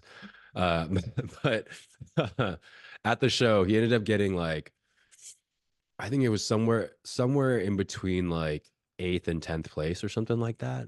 Oh You know, wow. something like that, seventh to 10th. So he didn't make first call outs. And then he texted one of my other clients and he was like, "Yeah, bro, I didn't do well. It was all political because of AJ." And I I was like, remember. Oh, he said that you told the judges "Yeah, like yeah." I He told the judges remember not to like that. place him. I was like, I remember "Bro, that. I don't know who you think I am, but I'm not that." Because one, I don't know the judges like that. And two, I would never do that anyways, because it's, like who cares? Like, whatever, we're not It's working not that together. deep. It's not that Yeah. deep. But it was just funny because he was like, it was all political. And I was like, maybe take a little bit of accountability for yourself. Just a little bit. Like you're watery, you spilled over, fucked up. Yep. Yeah, it always goes that way. It always goes that way. The one who, the last story I told, same thing. That person ended up doing nationals, like legit last call outs. Yeah. Yeah. With you Yeah. or with somebody else? Oh no, we were done after that. Oh, Yeah. okay, okay. Went to someone else, did nationals. They can gonna go pro last call Yeah. outs. I'm like, Yeah. told Yeah. you. Other than that one, I don't really have, I wouldn't say like clients that I hate or I don't hate any clients, but Me um neither. I would just say that the only time I would say someone is not a good client is when they think that they can sign up and then tell me the way it's going to go. Like that doesn't work, right? Like if you come in thinking that you know better than me, and I'm also open to discussion. There's things that I'm willing to be fluid about, but if you think that you're going to tell me the way that this goes, it's like why don't you just do it by yourself? Why are we even here, right? If you think that you can prep yourself better than I can prep you, why don't you just do it yourself? Like, so you either have to accept the fact that there's a reason that you came to me to help you because you don't know everything, or it's fine, man. You can go do it by yourself. It's not a big deal. Like there's no bad feelings on my end. Yep.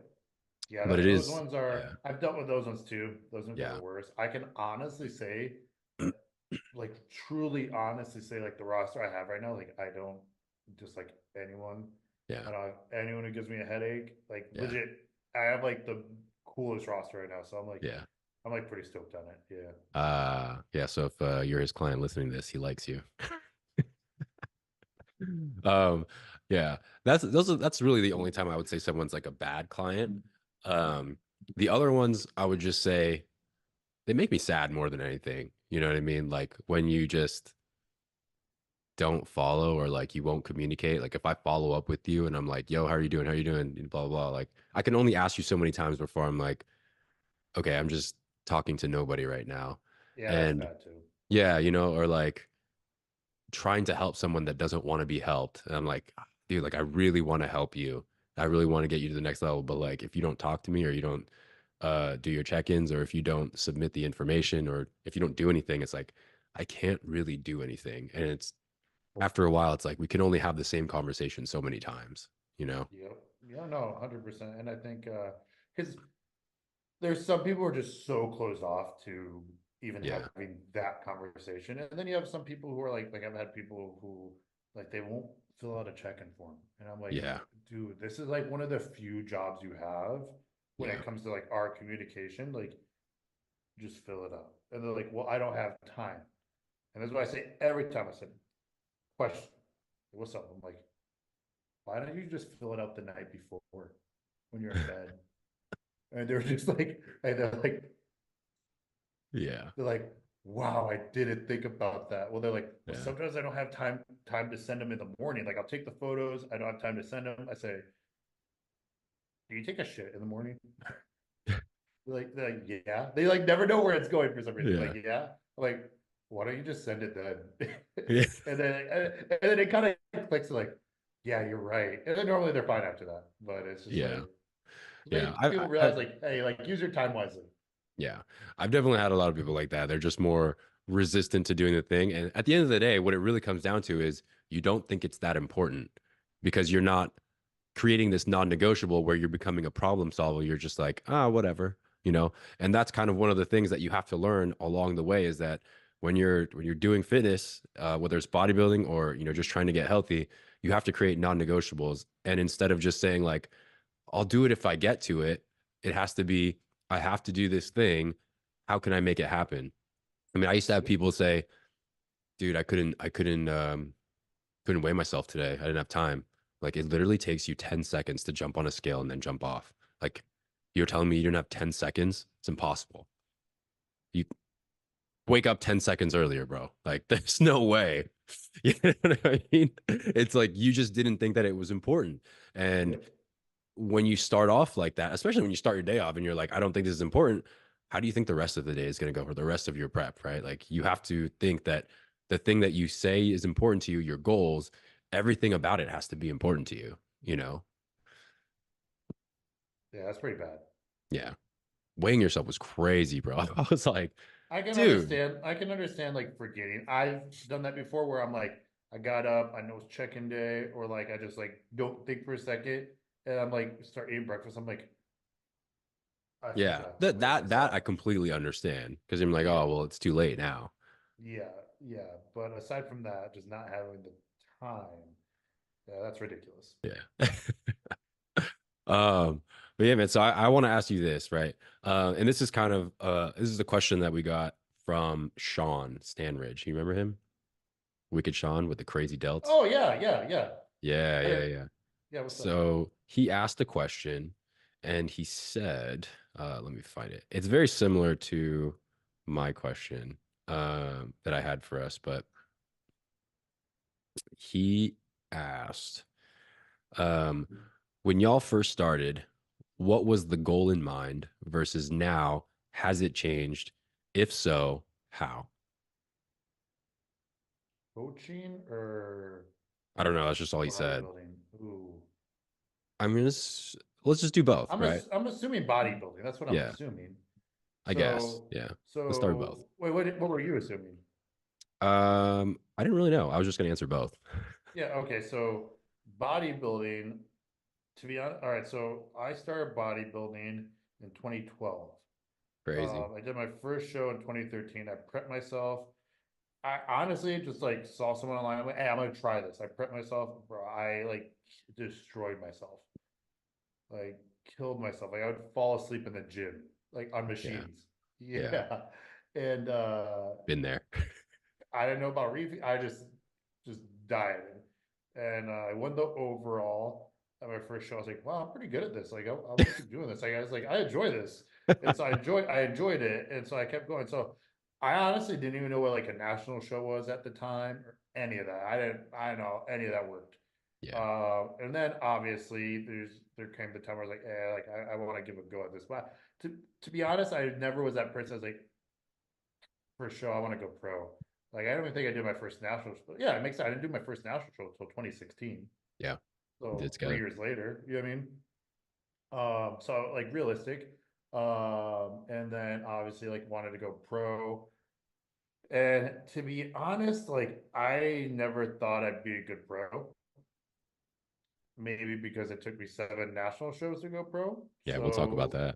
I rem I remember, telling the person I was with at the time, like she competed too, and she had just turned pro, and I was like, hey, like you're gonna be like the pro, like once I turn pro, I'm probably gonna hang it up because like I'm never gonna amount to nothing as a pro. Um, and then I What a did my shitty first attitude, pro. bro. Bro, like it was a struggle getting there, I and like remember. I remember. I really just didn't think that I like had the correct look. And then I did my first pro show. I took third, and I was like, oh. So then obviously mine started changing, Yeah. Did and I ever that tell should be you a what Mary said what? when No, you you got didn't. third? What'd she say? All right, so you remember, you got third, and a few months before that, I got third for the first time at a pro show, and I turned pro like what, like 2 years before you? 2017? Yeah, Yep. yeah. So I turned pro in 2017, so the year after we first hung out, right? And it took me 2 years to get into the top five at a pro show, and then I got third that year in May, and then you turned pro over the summer, and then you did your pro debut and you got third. As we were leaving, bro, I'm surprised I never told you this. Mary goes, "Does it bother you that he got third on his first try?" And I was like, "What?" I was like, did I just get a backhand from my own Like, did you really girlfriend?" just say that? Yeah, I was like, first of all, no, because I'm happy for him. Like, it doesn't matter. He did well. I'm happy for him. Who cares? And second, damn, that's really what you think of me? No, you never told me that. Yeah, dude, it was so funny. But that's such a Mary comment. It's such a Mary remark right there. Yeah, she said it before I think I even left the before I even left the venue. And then we went to go to like that barbecue spot or whatever. Yep, yep, I remember that. Yeah, that shit was fucking funny, bro. I was Yeah, like, damn. that is pretty good. That is pretty good. I never really thought about that, to be honest. I But didn't think yeah, about it until she said it. yeah. So I turned pro, and then that's also a testament. Like, I didn't know how that was gonna go. It's just like, hey, like, how you do one thing, how you do everything. I was like, Yeah, I don't know how that's gonna go, but I'm still gonna just give it my all. And yeah, I was pretty peeled to that show. yeah. Well, That's honestly what got me to that third place position. yeah, Um, that's what always gets you in the top five. it really is, to be honest, because I'm never the biggest guy. Freaking 5'7", bro, and a half. Yeah. Got to count the half. No, it really is a half though, or else I would be in a different weight class if I was below the half. Oh, true, true, true, true. So anyways, and then from there it's like, all right, we could do this. And then one day Ara was like, because I always like classic, and Ara was like, hey, like, let's do classic. And I was like, bro, you're smoking rocks. And he's like, no, I'm serious. And so I like kind of like was like, oh, okay, yeah, let's do it. So I just didn't really say anything. I just kept training, having my off season. I would send my classic poses and my men's physique poses. I thought they were garbage. And one day he goes, hey, stop sending me men's physique poses. You look stupid. I remember that. I was like, damn, bro. So I never sent him again after that. And then I did my first classic show and took fourth at my classic debut, and I was like, all right, maybe I'm pretty good at this. I remember. And since so far as a pro, I have taken sixth, fifth, fourth, third, second, second. Yeah, been killing Yeah. it. So we just gotta get that first. So Yeah, I remember when you did your classic debut. I was watching the live going through Target. I must have taken like 20 screenshots like while I was watching it, and I was like, baby, he's my fucking first call out. Oh shit. And she's like, yeah, and like you want and then I eggs? see you want eggs, bro? Shut up. Yeah.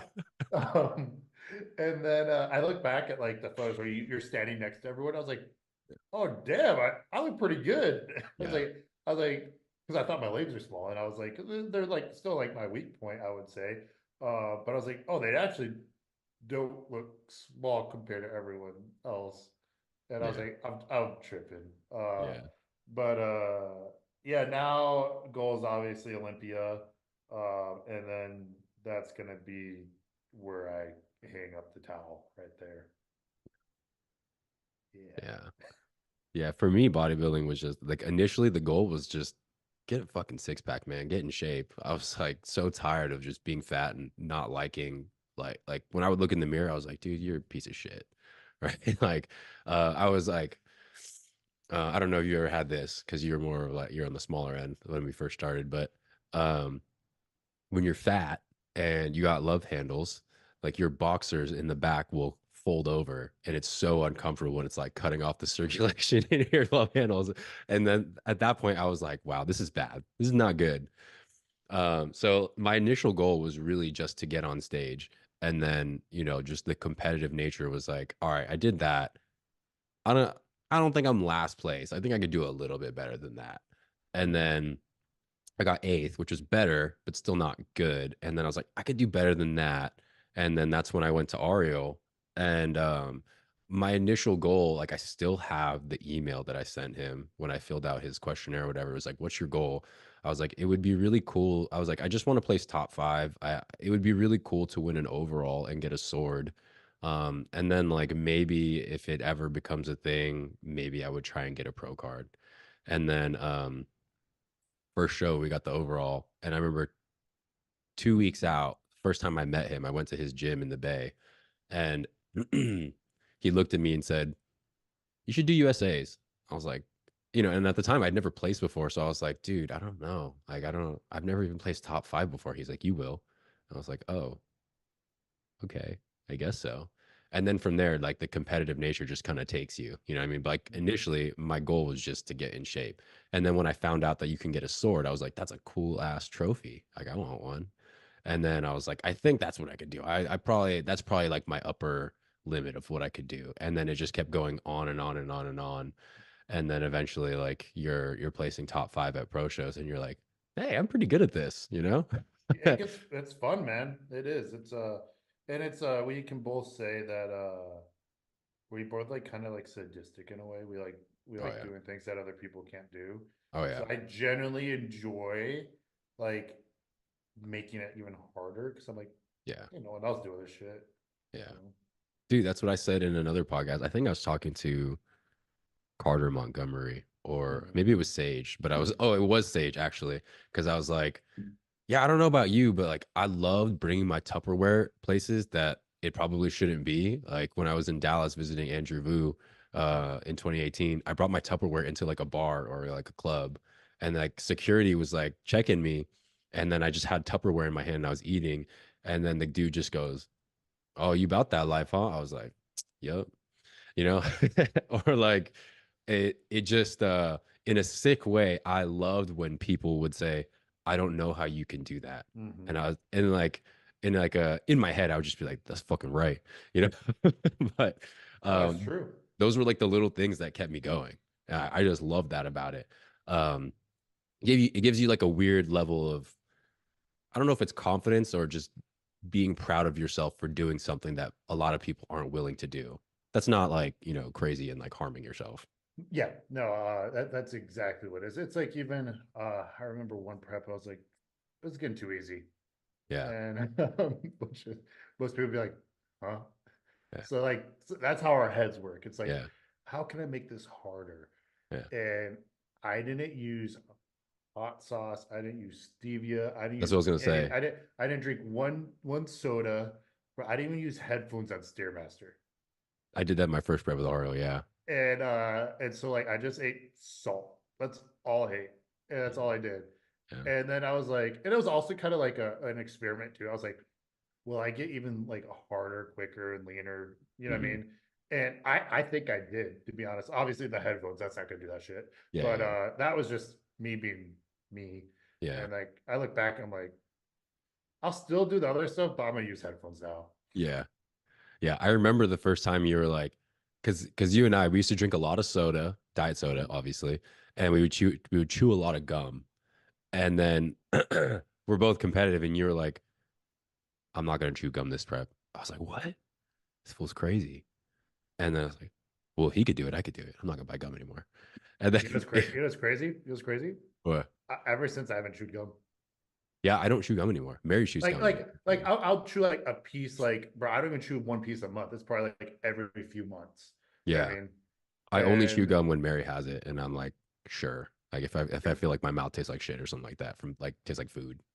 yep. No, exactly. Exactly. I'm like, man, I feel like a breast stink right now. I need some gum. Yeah, Um, um but ever since then I haven't chewed gum. Yeah. That kind of like ended it for me. yeah. And I used to go I've crazy. done a prep. I've done a prep with no caffeine, not even once. Yeah, Um I didn't do that. I and now ever since then too, I view caffeine a lot different because I actually felt better Yeah, until like the last 2 weeks. And so now I kind of keep it out. And then yeah, like once I'm like 4 weeks out, that's when I start adding it in. yeah, Um, because I'm like, oh, this shit's helping. yeah. Well, it's crazy because I've been thinking about it a lot. Like, I used to be a huge kind of stim junkie when I was younger. Like, Mhm. I remember I would take like a gram of caffeine a day or something like that because like pre-workout and then like a couple Oh, energy same. drinks, just coffee, whatever. And lately, I pretty much don't really do anything about. I'll maybe have like a cup of coffee in the morning, or I'll have pre-workout. And so, I work with Legion right now, and I take their pre-workout before I go train just because I like taking pre sometimes. Um, But I'm trying to time it, and like, back in the day, you could take pre at like 1 p.m. and still go to sleep. Bro, Yeah. I took pre at maybe like 8:30 in the morning, and it's about 300 mgs for 1 3/4 scoop. And then we were at Costco last night at like 6 p.m. I had so much energy, and I was just like freaking out, and I couldn't stop like doing stuff. And I was like telling Mary, I was like, dude, I have so much energy right now. She's like, I can tell. And then I even was like laying down to sleep. I was like, why do I have so much energy still? Because it was just that one scoop of pre, and it was Hmm. like first thing in the morning. And dude, caffeine just hits so hard now. Dude, Um, same. Almost Probably like, are just we getting because, old? yeah. Well, I think it's just I prioritize sleep a lot more than I used to when I was younger. And so just sleeping more for all of you out there is better than drinking more coffee. Crazy idea, I know. But you will feel better if you just sleep more. Yeah. Yeah. And drink your water. That too. Stay hydrated. Some of you people, you just drink coffee. I'm like, Jesus Christ. Um, so when you first started your coaching business, what was the goal in mind, and has it changed? Honestly, dude, so you knew where when I started my business, and Yeah. got out of the military, started the next day. And really, I can't even say I had a specific goal. I just knew it's what I love doing and I wanted to do it. I want to make money doing it. Yeah. Did I think it was going to turn into what it is now? Fuck no. Like, not even close. Yeah. Um, but like I had to really grind. We both did to get where I'm at right now. It did not come easy. Yeah. A lot of people will like see where we're at now and probably be like, oh, like they got lucky. Dude, we had to freaking grind, man. I remember working multiple jobs while just trying to build my Facts. clientele, build my business, Facts. and trying to go to college at the same time. Facts. Uh, yeah, so I'm doing all those things. Bro, I didn't sleep ever. And there was a lot of like low times in that, where I'm just like, damn, bro, you suck. Whereas like months of stagnation, Yeah. all those, and we didn't know anything about business, like none of that. We just went in and just like, hey, we always do what we say we're gonna do, and we're gonna get it done. And that's always how I am. I'm like, bro, I'm not gonna Yeah. quit because I said I'm gonna do this, so I'm gonna do it. Yeah. And there's a lot of times where I thought about it, and I was like, nah. Um, and then as it grew, I did a lot of in-person stuff, and as it grew, I was like, okay, I want to make a living online. I want to coach bodybuilders. I want to become like a really, really good coach. And that started off a bit slow, so I wasn't like one of those. I've seen a lot of coaches like come out of the gate, and I'm like, bro, these fools just like have a bunch of pros sign up with them. Where'd this come from? You know what I Hmm. mean? So I just really had to like grind to that point, and now I'm at the point now where one, I want to bring precision to a point where we are like the premier bodybuilding team. And when I say that, I don't say it lightly. I've really never said this out loud besides like to my coaches and on my team calls, but I don't say it lightly. And I want my coaches to be like the best of the best. So we're you know doing mentorships like one on one, like they're doing mentorships like with like classes, stuff like that. Hmm. I want us to all like have like a knowledge base to where, because you'll see a lot of teams, it's like, damn, that one coach on that team has a really high knowledge base, and the rest are like, you know what I mean? Yeah. I want us all to be like just hitters across the board, and just like truly just like help people too. I know like everybody says that, but like even for me, like I know like a lot of coaches won't even put a cap on the roster. Like I have a cap on my roster, because I know like productivity may go down past that. So it's just a cap there. I just want to help people, bro. And then I, want to get to that point to where like we're, coaching a bunch of pros, coaching a bunch of Olympians. And again, that's team wide. So not just myself. Like I want that for my whole team. And we do like functional health too. So like Adriana's our functional health coach. Shout out to her because she's like really does a good job of just wanting to learn shit all the time. Yeah. So just helping people in that aspect too, because I do a lot of functional health stuff still too now, but I can 100% say that's like not where my passion lies. I'm good at it, and I want to help people. But she's really, really passionate about that. So just like seeing her build that up too. Um, So that's basically like what I'd like to see. You know what I mean? It's not even necessarily financial. Um, Financial wise, I have all the money I could ever want, man. You know, like truly. Mm, Um, and I think now it's just like because it's just like playing the game. yeah. You know what I mean? And what I mean by the game, if people don't know, is I have a problem with stagnation. Yeah. And it's not that I'm not grateful for what I have. It's that I know I'm capable of more all the time. So I don't like being stuck in one spot. Like I want to always be progressing towards something. And that could be hobbies, that could be anything, you know what I mean? So um, yeah, I just want to see myself keep progressing. Uh, and it's funny because I had someone ask me um one time like, bro, what's your issue with they like came at me too, and it's like someone I used to be friends with too. They're like, what's your issue with like having to be the best at everything all the time? And I'm like, I didn't really understand the question. I'm Yeah. like, what do you mean? And he was like, well, like I noticed like every time you do something, you just like have to be the best at it. Like you always like push a different way. It's like, why can't you just do something? I was like, I I do something, but if I'm gonna do it, why am I not gonna try my best at it? You know what I mean? Like if I don't enjoy doing something, I'm not gonna do it. So Yeah. like I just couldn't find I to this day, like I still can't conceptualize like what he was asking. I mean, because Yeah. I'm like, why would you want to do something and enjoy doing something but not want to progress at it?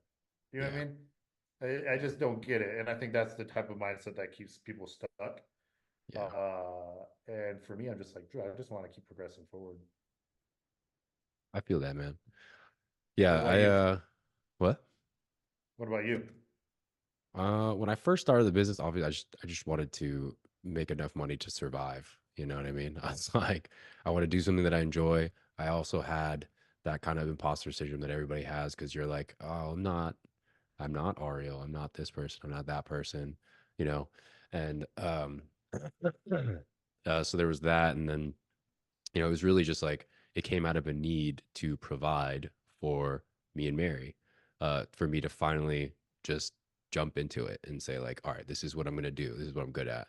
And kind of what you said is like we didn't know anything about business. We had to hire mentors for that, and just different things like that. And it was really like the way I see it is people think that you got lucky or it was like an overnight success when it just blew up, but they don't know like all of the years that we were eating shit and we were broke as hell. And like I always joke, like I had bodybuilding money, and that's not money from bodybuilding. That was money to bodybuild, right? That's all the Yeah. money that I had. There was times where I never had more than like $300 in my bank account, you know, and I was just making it work. And people just don't see that all of that time that we invested in bodybuilding and competing and being the best that we could be and learning and getting that experience, that's what gave us the pedigree or the respect for people to actually hire us. You know what I mean? Like a lot of people want to be coaches before they've ever done anything. Like you want to be this crazy prep coach, but you don't compete. You never competed. You're small. Like you want to teach people how to grow muscle, but you don't grow muscle, right? Like you want to teach people how to get in shape, but you're not in shape, right? And so people that saw us come up gave us that respect because they knew that we were about what we say we're about. Mhm. And that's when we put the pieces together to create our coaching businesses.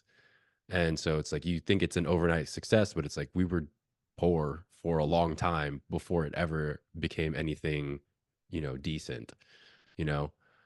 So like initially it just started out and it was like, I need to provide for us, right? Like I was doing a lot of odd jobs, I worked at Hardcore Fitness in San Diego for a little bit. I had like the meal prep thing. Yeah. And eventually it was just like, well, do I want to take that really far? No. Do I want to take this really far? No. And then it was like, let me just do the thing that I know that I'm supposed to do that I've just been too scared to do. And and when from there it was just like everything kind of like exploded. It was like everything that I had been working so hard for to like have that reputation and have the knowledge, it all just came together. And I think for a while I've never said this, but like I was just, you get kind of caught up in everyone else's that's like, scale, Mhm. scale, scale, like get bigger, do this. And it it maybe took away from the fun of doing it. Like I think that there's some people on social media that build big businesses, but I don't think that they're necessarily like good businesses, if I I know what you can mean. say it like that. You know what I mean? Like Mhm. they're not well intentioned. Like you're a number. Like when you go to a corporate gym and you start personal training, you think, most people do it because they want to help people get in shape. And Mhm. then you find out that when you work at a corporate gym, they're like, get them in and out in 50 minutes and that's it. And it's like, what can I really do? I'm not really helping people, you know? Yep. And so uh somewhat recently I'm just like, you know what? I know that they told me like, to do all these different things for the business, but like I like putting the personal touch on it. I like talking to them. I like, you know, more or less being friendly with them and not just being like, hey, do this, and then text me when you need me. Um, because I think that that's part of what makes how I coach different than other Mhm. people. Is just having that personal touch, connecting with people, and being able to check up on them. And most people just need the accountability. The people that I work with, they just need the accountability. So they need people to like check up on them. And so if you're trying to be too businessy and you're like, no, no, no, no, like just send them videos or like videos that are pre-recorded and all that stuff. It's like, yeah, I get how that works, but it's like that's just not how I like to do things. So now I feel like I want to do things my way.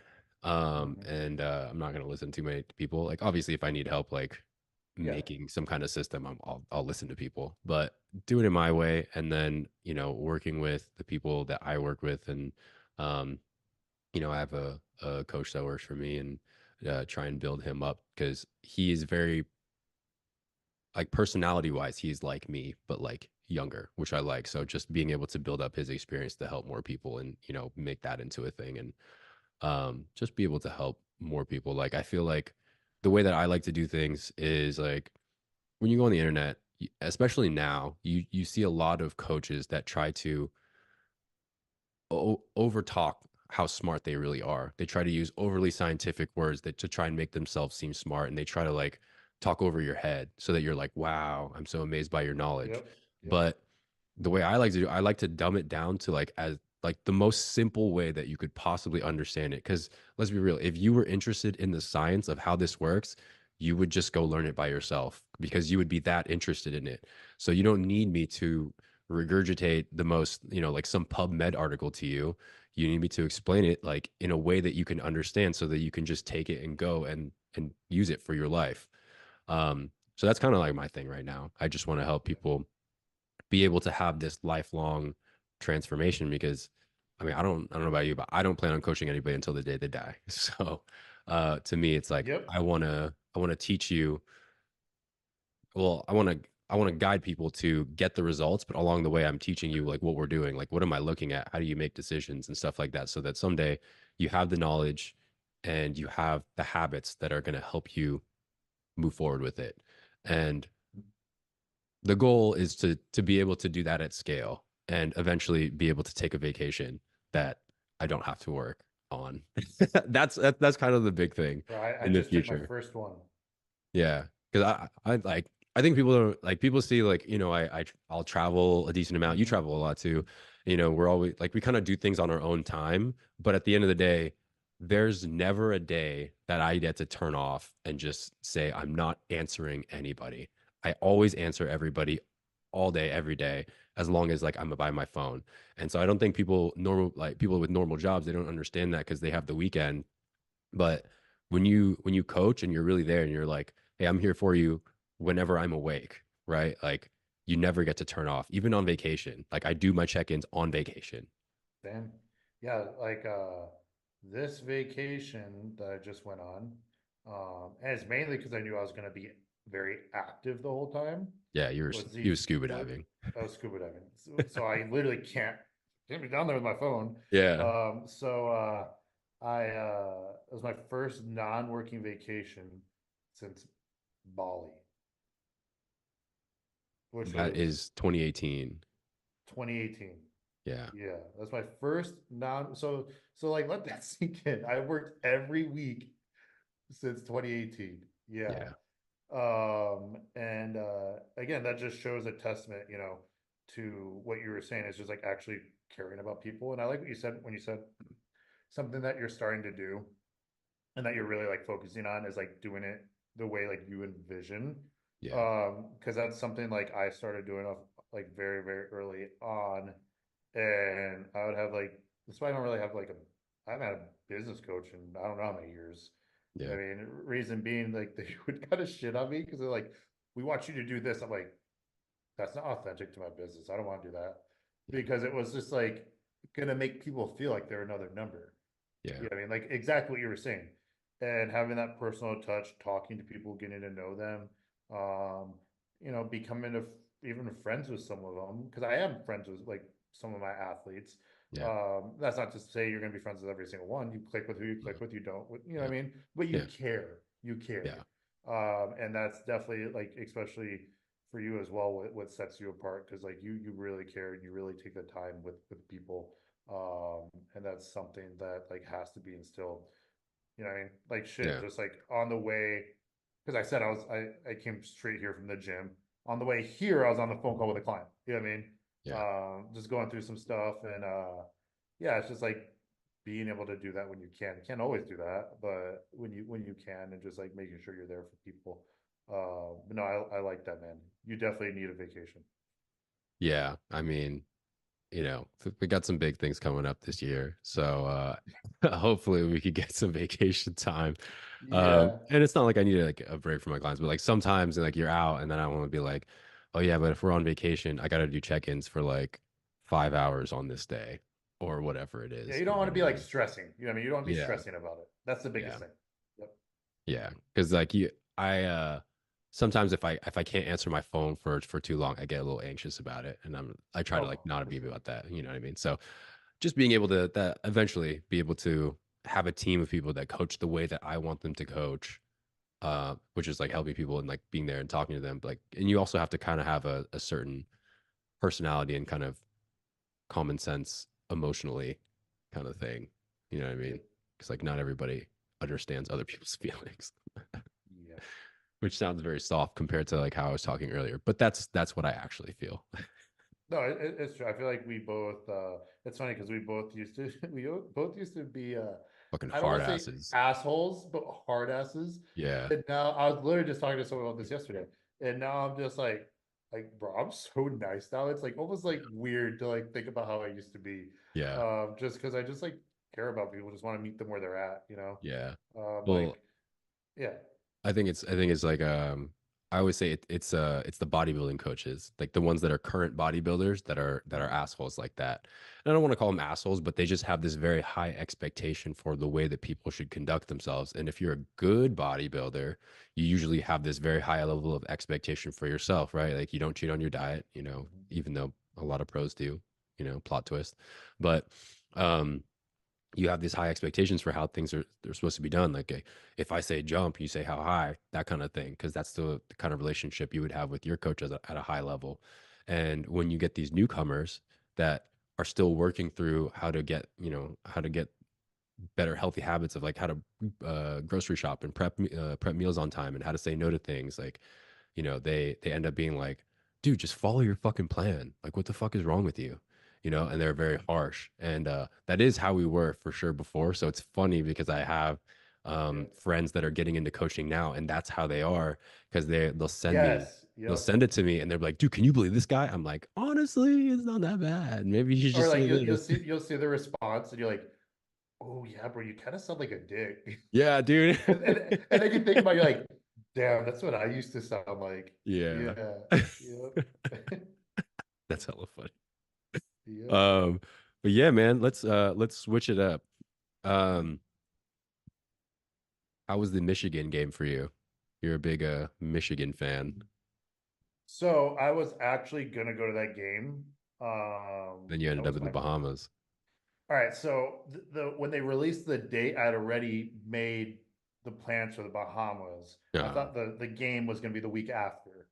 oh, Um, and I'm like, I almost contemplated like canceling the whole trip just to go to that game. I was like, bro, I have people coming with me. I can't do that. You know what I Yeah, mean? yeah, yeah. So I definitely sat on that couch in the Airbnb in Bahamas and was just like Yeah. losing my mind. Yeah. So I've been watched every single game this year. I watched every single game every year, but I was like very closely watching this Yeah. year on ESPN every night before bed, just like looking up all the articles and Yeah. everything. So I'm really happy about that. Yeah. Yeah, I'm stoked So about that. why are you a Michigan fan over Michigan State? So for those of you that don't know, he's from Michigan. Yeah, He was going to San Diego State University, right? Or community yeah, college. Yeah, yeah, yeah. So like both. why are you why why are you a Michigan fan?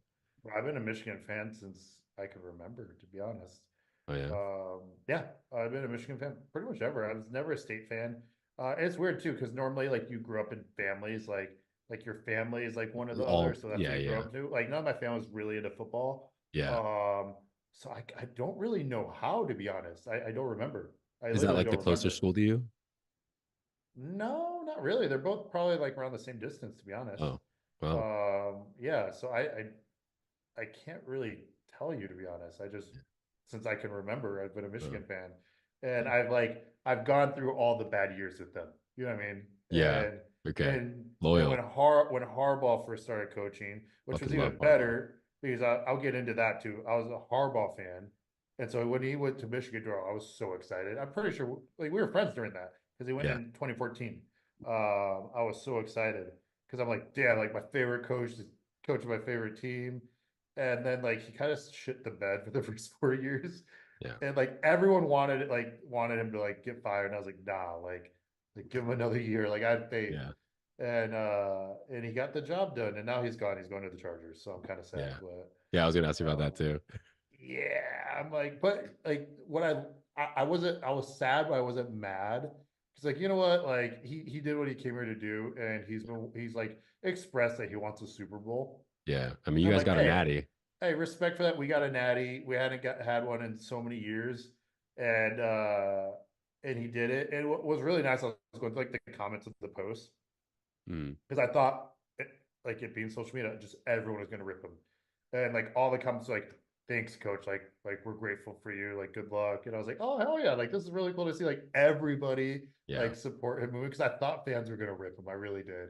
Yeah. But it seems like everyone, like consensus, kind of feels how I did. Like just happy we got the natty, Yeah. and he's moving on. And unfortunately, like I will not be a Charger fan. Like I'm a horrible fan, but I will not be a Charger fan. Because I used to be a Lions fan too. Really? Yeah, I was a huge Lions fan That until sucks. because I followed Harbaugh. I can't remember how I learned about Harbaugh, but I followed him when he was at Stanford. Yeah. And so when he went to the Niners, that's when I became a Niner fan because that's like when Lions also like really really bad. So I was always faithful to the Lions until Harbaugh started coaching the Niners, and like that's like the Frank Gore era and all that. Yeah. And now I'm a Niners fan, and so I literally got a few messages last week. So who you gonna root for this week? Yeah. I was like, it's hard because I still like the Lions, but it's like it's like when you're like, I'm gonna root for the Niners unless or I'm gonna root for the Lions unless they're playing the Niners. Yeah. Yeah. Yeah, I mean, so I still like them, but I'm like, Brian, I'm a Niner fan now. Yeah. That's Yeah, fire. I love Harbaugh. The days when Harbaugh was coaching, I mean, it was cool because when it was so fun to watch. yeah, because Yeah. I was telling Mary, I was like, he's just so eccentric. Like he's just Yep. so much energy. Like you could tell like he loves the game and he really wants to win. And he used to do that thing where I saw that he did it with Michigan.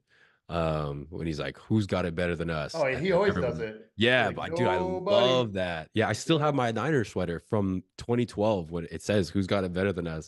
It makes me Yep. sad that he's like coaching the Chargers now, but I Yeah. mean, I you know, forgot he played for the Chargers.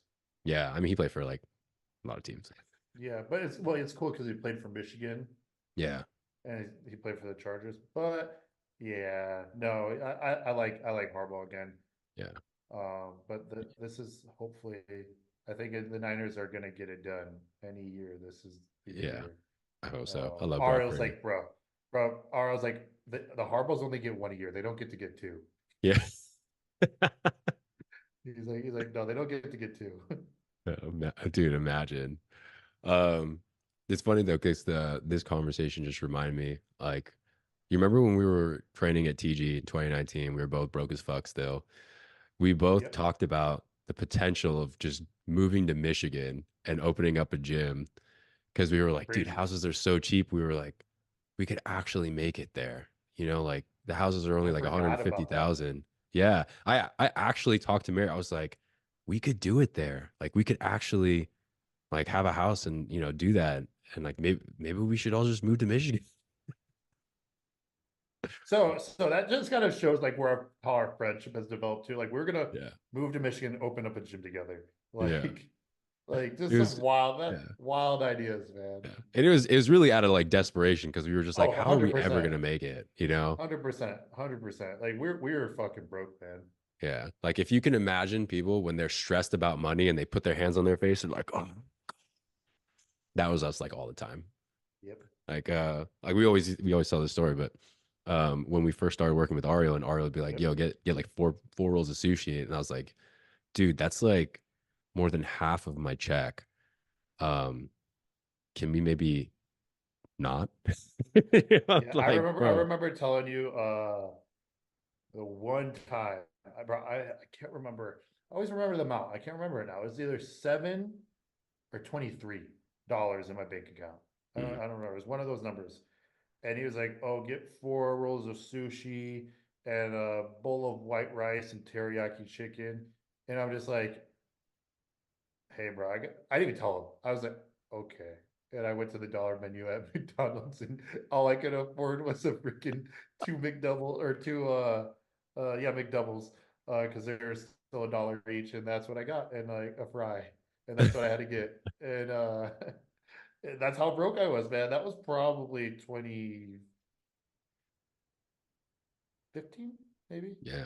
Yeah, right around that time I was like well, I lived in Hawaii in 2015. In 2016 I started working with Oreo and I was like overdrafting my account for like certain things to like go get gas and I would do like DoorDash to I would, you know, be the deliverer to like make a couple extra bucks. It was like that all the time. Like basically You're never had more than like, like how many $200. DoorDashes do I have to do to make up for this meal? Basically, yeah. Which is crazy, man, how stressed out I was. And just being in college and doing all that stuff at the same time. I want to ask you like just the most random crazy question. I just want your All right, opinion. let's go. Do you believe in the Matrix or like the Illuminati? Do I believe? Yeah. Yeah, I Yeah. do. Bro, we just went down a huge ass rabbit hole about this the other day. Um, I was over at Adriana and Brolin's because they just moved to Austin, and Yeah. like the whole team was there, and we just went down the biggest rabbit hole because they just got a puppy, so we all wanted to see the puppy, Okay. and we went down the biggest rabbit hole about this stuff. Matrix, I don't know about that, but the Illuminati, hell yeah, Yeah. I believe in that. Yeah. Yeah. Just a huge rabbit hole about it. We started talking about like I forgot what it's called when they drink like baby's blood and stuff like that. It's like there's a term for it. There is a term for it. Then we started talking about Bohemian Grove, and Jesus then Christ. we started like linking all these like celebrities to like because there's a theory out there, and I didn't even know about this theory before. Like one of them told us about it. I was like, yo, this is kind of wild. Like just like hearing the links. There's a theory that like certain celebrities have like basically like sacrificed someone to sell their soul or whatever, Oh. right? So, but they were showing me the links and like all these celebrities with all these like people they've lost in life and they have like nobody anymore. I was like, yo, this is wild. And it all actually started because did you see the Cat Williams video? Which one? Have you heard about it? The one that came out where he like exposes a bunch of people?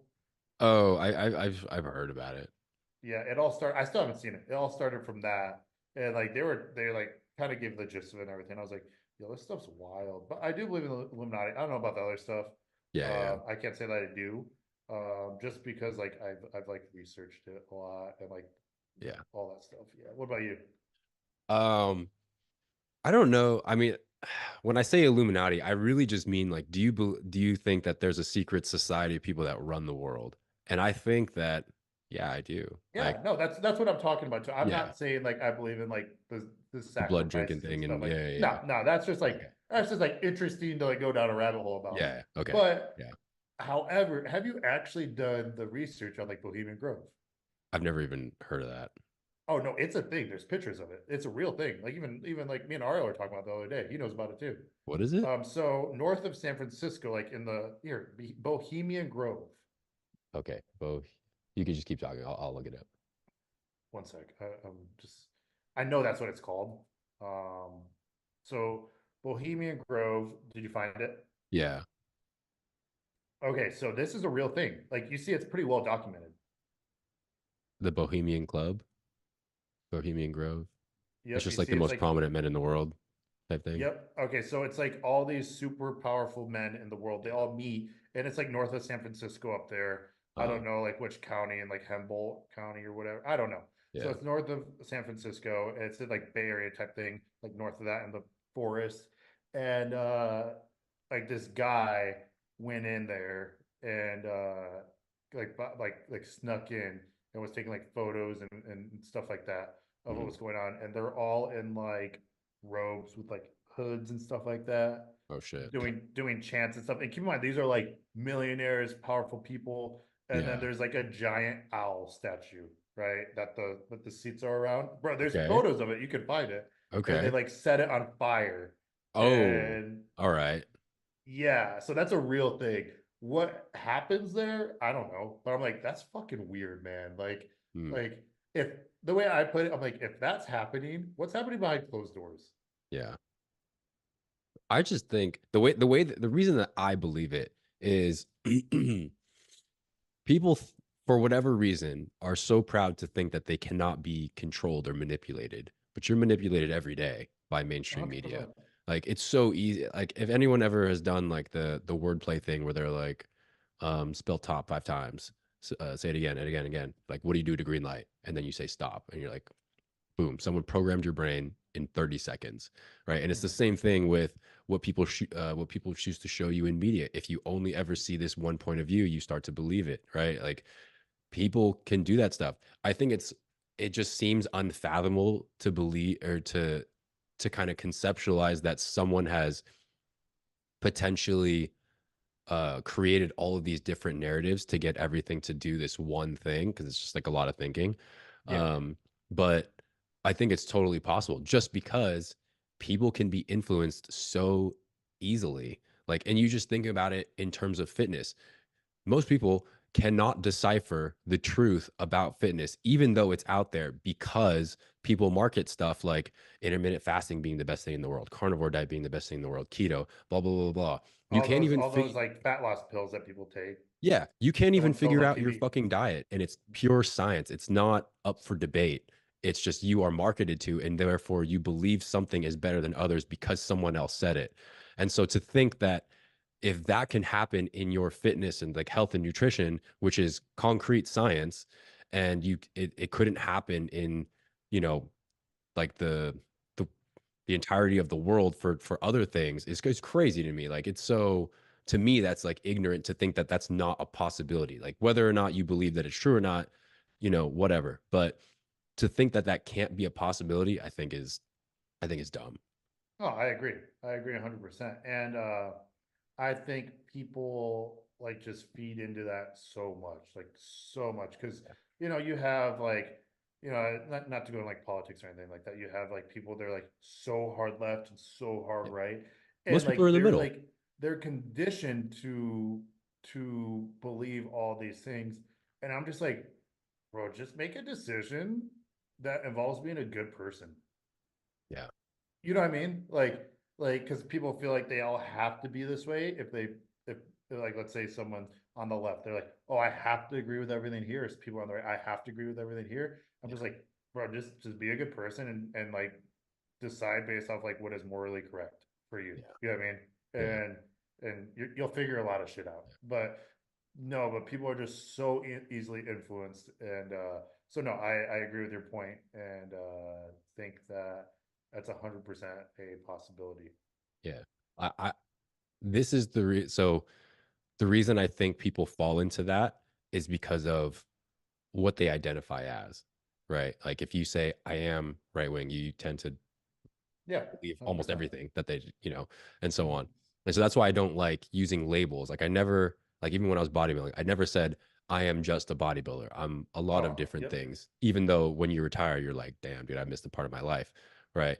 Um, but when you say you are something, you put this box around yourself and you do Identify. things to conform to that box, which is kind of like what you were saying earlier with when you say different things to different people, right? Like eat like an adult. If someone says, I'm an adult, and you tell them you're eating like a child, if that identity is strong enough, they won't do that anymore because they're like, that is not who I am.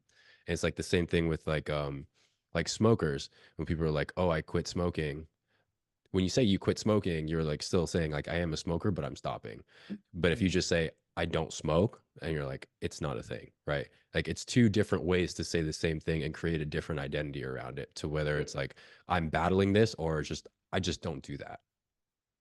No, I think that's a really good way, or a really good point to make. I never thought about the smoker like analogy you just make. That's pretty strong right there if you think about it. Yeah, I mean I just heard it recently, so I'm not gonna take credit for that. Okay, okay, okay. But Yeah, no, it's true. I think people just they like you said, they put themselves in a box, yeah, because you're right? like I am And this way.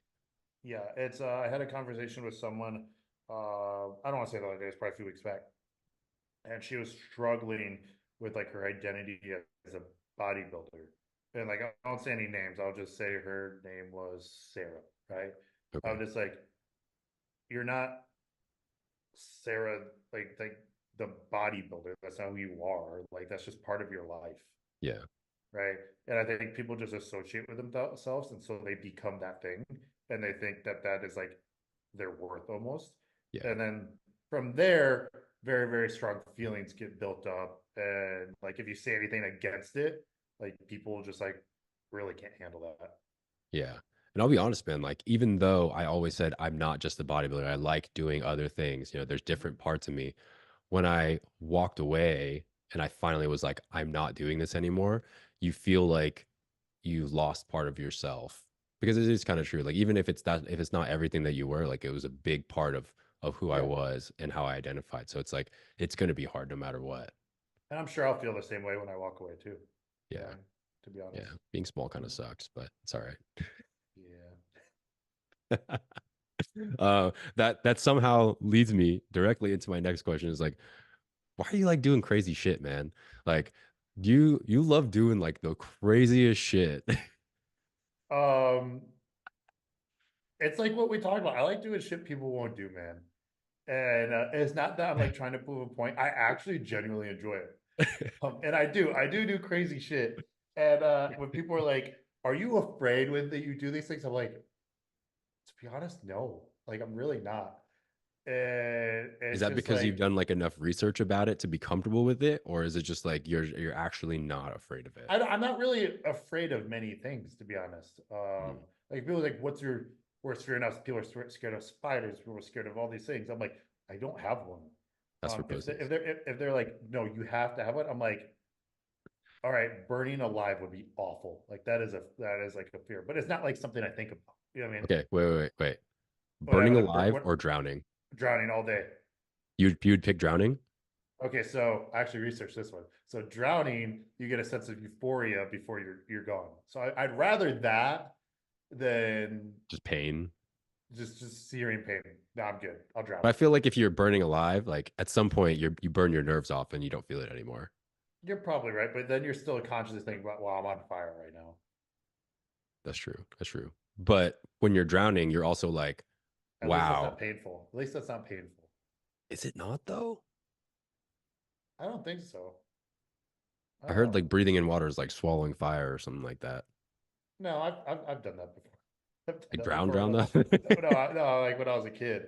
Oh, But no, they say like you get like a sense of euphoria beforehand, like kind of like being high. Like I'm assuming from the lack of oxygen, yeah. or Okay. whatever, But yeah, definitely rather drown. But as far as like the crazy stuff, man, I just like doing it. People always say like, you do white people shit, bro. Yeah, dude. That's like Um, that's you. And it doesn't help that you look white. You're not white, but but I'm not white, but it's just something I've always done. You got to remember like how I grew up though. Like I grew up in a country area, not like like Redneck. hick town or anything, but like a lot of land around us. So we kind of had to like make fun. So I grew up riding dirt bikes. I grew up snowboarding. I grew up doing all these things, and I feel like I've always been attracted towards action sports. That's why I've kind of like dabbled in all of them Yeah. and adventure sports. And I like to be able to push like the boundaries. And I like to push as many boundaries as possible, if that makes sense. Yeah. And there is just something to doing things that other people won't do. You know what I mean? Like there is something to it. There's something satisfying about Like it it. And just then makes when you think it's cool. I don't know, to be honest. Like Mm. it just I think because people are so closed off to things. Example, we took Prob on that dive trip, right? Mm-hmm. Props doesn't do, and he'll say this, he doesn't do very, so I'm not like speaking about everything. He doesn't do very well with water. So you have someone who isn't the strongest swimmer, Yeah. and I just took his ass diving. With sharks. The first, well, he had to get his dive certification first, which was like a Yeah. whole, right? He couldn't even put his head underwater. So like he can put his head. So like when we take the boat out, he can jump off the boat. Yeah. Like he can't do a flip. He tried doing a backflip, just fell on his back. He just can't commit to it. I saw that. But he has no issue with like his head dropping under the water. Yeah. But because you're starting in a pool for your certification. So with the regulator in his mouth where he's breathing oxygen, he could not go underwater with it because he was freaking out. Like the concept of him breathing in while he was underwater, he couldn't do it. So like literally like we spent an hour just trying to get him to put his head under the water. Oh, So he went from that to 5 days later diving with sharks. that's crazy. And keep in mind, there's no cage or anything. Yeah. And so after he got out of the water, he's like, wow, like that is not what I thought it was going to be. They're like, was it scary? He's like looking down, when you're looking down in the water, you can see there's like the shark in the water. Like the first time I dove with sharks, I was like, oh, like I'm really about to do this. And I was nervous, bro. Like I was nervous. And so he's like, he kind of explained that feeling, but he's like, when you're down there with them, it's not what people make it out to be. And I'm like, Mm. exactly. So I think a lot of it is people are closed off to do these things. You know what I mean? Like Yeah. diving with sharks. Yeah. And he wants to do it again. Now he wants to like end up like he still has to get more proficient at the diving aspect, but he wants to Yeah. end up going and get his advanced cert, and he really enjoyed it. And this is something like he did not think he was going to enjoy at all. Damn. Right. So I like being like open-minded and doing these things. Now, there are some things that I've done that it's like, okay, like that's kind of questionable. You know what I mean? Yeah. Obviously diving with sharks would be very questionable to some people. But Yeah. once you do it, you realize like I also love sharks, so that probably comes into account with that. But it's like when I went to British Columbia to heliski, that is like some people are like, bro, you're crazy for that. Yeah. Reason being, at any moment you could just get fucked up by an avalanche. You're done. You know what I Yeah. mean? But to me, the feeling of like that possibility it's like very like it brings that adrenaline. Okay, so you got me to think about it. I love doing those things because I love that adrenaline feeling. Like I'm addicted to it. I really am. I Mm. have been since I was a kid. Okay. And that feeling of being on top of a fucking mountain. Like keep in mind, there's no ski resorts, there's no nothing. I literal helicopter Yeah. took me to the peak of this mountain, and we're talking about like British Columbia, like middle of nowhere. There's no towns nearby, on top of a mountain, and you're just up there. Helicopter leaves. It's just you, and you're just like, wow. Like how many people get to see this shit? How many people get to do this shit? Not many. Yeah. When you showed me And the just video, I like was like, that's fucking nuts. yeah, and just taking all of that in and how like beautiful it is and all that, you're just like, this is fucking amazing. And like I'm a fucking human being and I'm about to strap a plank to my fucking feet and go down this giant ass mountain. Like if you think about that, it's kind of wild. Oh yeah. You know what I mean? So it's definitely like pushing the human limit, the human boundaries. I think that's what drew me through bodybuilding so much because it's so hard. Like you're pushing the limits of the human body. Yeah. And it's just pushing the limits of my mind, pushing the limits of my body, pushing all these different limits, and just seeing what all I'm capable of, like what all I can do and become good at. Like so yeah, I would say that's kind of a glance into it. Well, all right. Yeah. That you're so, I mean, you've always been crazy as long as I've known you. Obviously, you were crazy before then.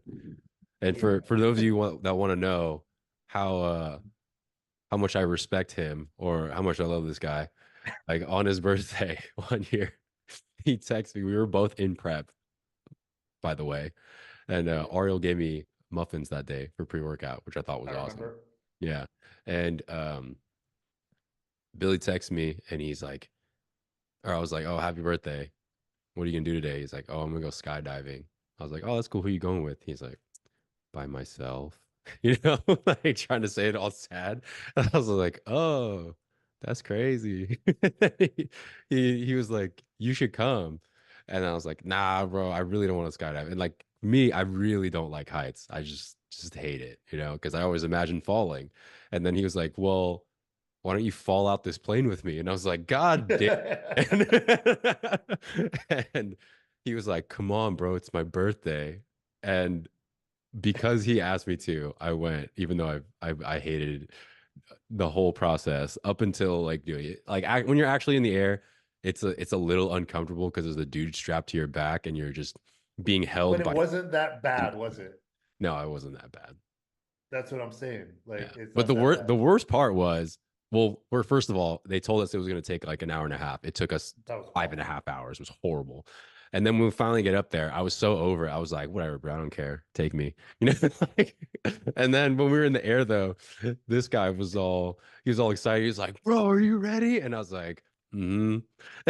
And you're like, dude, that light on the plane is not supposed to be on. And I was like, oh, sick, bro. Well, at least we're The jumping off. the thing was too, I wasn't lying. Like that wasn't a joke either. Oh, I believe you. So people who don't know, I used to work with aircraft with helicopters and whatnot. And so there is a lot of cross-platform, meaning some of the same things are the same things on airplanes as on helicopters. And I'm like, yeah, bro, that good thing we're jumping out because that lights that's and it was like a raggedy ass plane too. That was It not a was that was a like, raggedy ass yeah, it was plane. like pieces of 2x4 from Home Depot on the inside. Yeah, that thing was pretty bad. I was like, bro, that light's not supposed to be on. Like that's not good. Yeah, I do remember that actually. But again, it wasn't that bad, bro. And it that's what wasn't like, that bad. yeah. So it's just Minus the kind of part like, where the strap is and just it's like, really uncomfortable. But you can see like if you did it by yourself, it'd probably like kind of be cool. You know what I mean? yeah, it'd probably be cool. I probably wouldn't trust myself. Yeah, But but you then know what I mean. yeah. Yeah. So and like when you jump, it's like, oh, this ain't that bad. Yeah. Yeah, that was cool. I mean, I did that. Would I do it again? Maybe. I'll give it a maybe. I'm See, not so it not went a from no. I'm never doing this to hey, maybe I'd do it again. You know Yeah, what I mean? basically. It wasn't That's like what I'm that saying. bad. Yeah. So I also like getting people to push their boundaries too, to realize things aren't that bad. You Oh, know what I I knew mean? you were getting a kick out of it. You're like, I fucking love that he's here. He didn't. Yeah, yeah. It was like the same like, problem with the sharks. I love like seeing after it's like, bro, I really just swam sharks. That's pretty fucking cool. And they weren't no small ass sharks either. They were not, bro. These are some pretty big motherfuckers. I'm actually going back and well, I don't know when I'm going back, but I'm supposed to go back. And the guy's gonna basically let me handle them, like be like the wrangler. And so that's my Oh, next thing. Yeah, wow. so yeah, so I'm gonna do that. Well, shit, man. That's fucking crazy. Yep. There's a few other things I got in mind as well for my next like little adventures, but probably not for a bit. Gotta, buckle down, get ready for this season. Yeah, yeah. Well, yeah, man. I mean, that's pretty much all I got. You have any questions or anything you want to talk about? Um,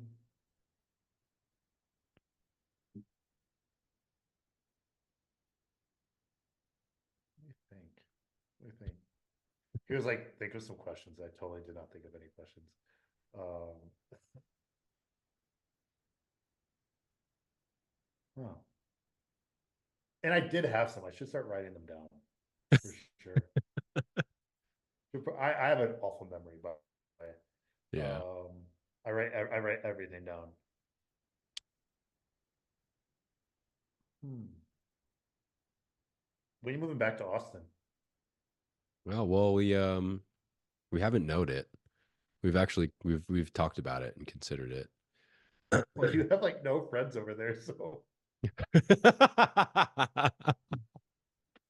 fucking Yeah. loser.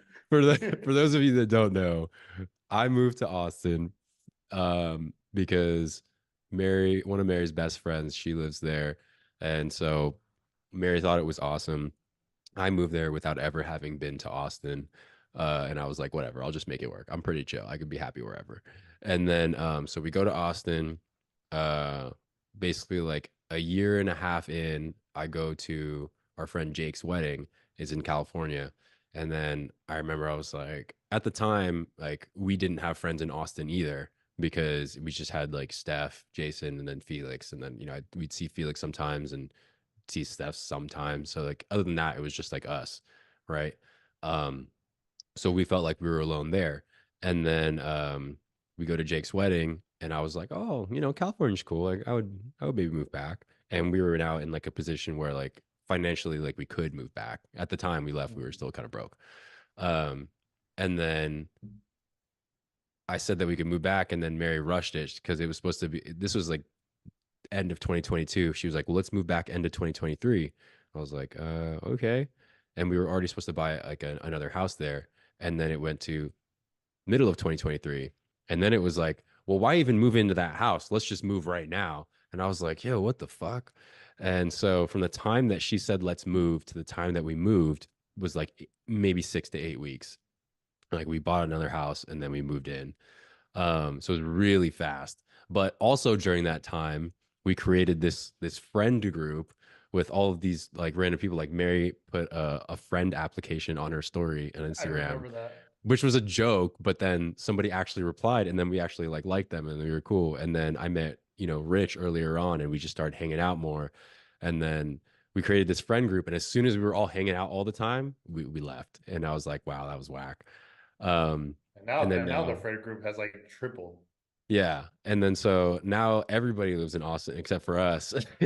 Like we so we moved to California and I was like, damn, we don't got no friends. Um so we actually talked about it recently because like I would always joke with her. I was like, you made me leave my friends. Um and But are you joking? I am joking. I mean, I'm joking because like, it's not like we're not gonna be friends. You're like I'm joking, but I'm not. Yeah. I mean, we've been pretty busy lately. Sometimes I'm just like, dude, I work from home. Why am I gone all the time? Like what am I actually doing? I started to like figure it out. But realistically, like every weekend feels the same because like every day feels the same. Honestly, it's like I wouldn't know it's the weekend. It's like until I'm just like, oh, it's Friday check-ins. After that, I don't have check-ins this week. So there's that. Um, but yeah, no, we talked about it and we were like, we really have to sit down and think about it, like what's financially going to be the best for us. And someday when we have a family, like where is the best place for us to be, because like financially it is hard in California, especially if you want to live like a good life. Taxes are crazy here. And we always have the option to move back to Texas because we do have our house there still. So we talked about it. I just said that I'm tired of moving all the time. So let's at least just give this a real try here in Cali. And then if, in the next few years when we eventually have a kid, if we decide like, you know what, like we're doing okay here, but like we would be really comfortable if we just moved back to Texas and like we wouldn't have to worry about anything. We'll make that choice. But we also gotta kind of think like when we do have kids, the big decision is once our kid turns 5, we're not going to move. We're not going to take our kid out of school. Smart.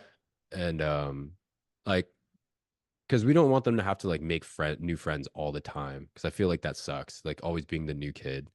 um Did you have to do that?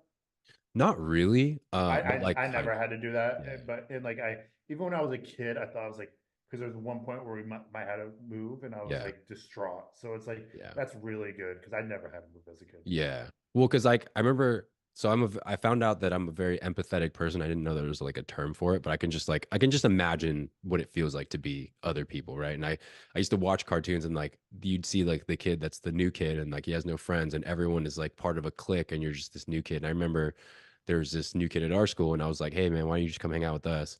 And then I don't think the people that I'm friends with, they didn't really mix with them very well, but I just wanted him to like not be alone. But I would go to New Jersey every summer to visit my sister. So it was almost like being the new kid, but like I knew everybody. But during the summer, that's when you hang out all the time and you really Yep. build like really strong relationships. So they would all hang out all the summer and then I would leave and then I would come back and then it was like I missed everything.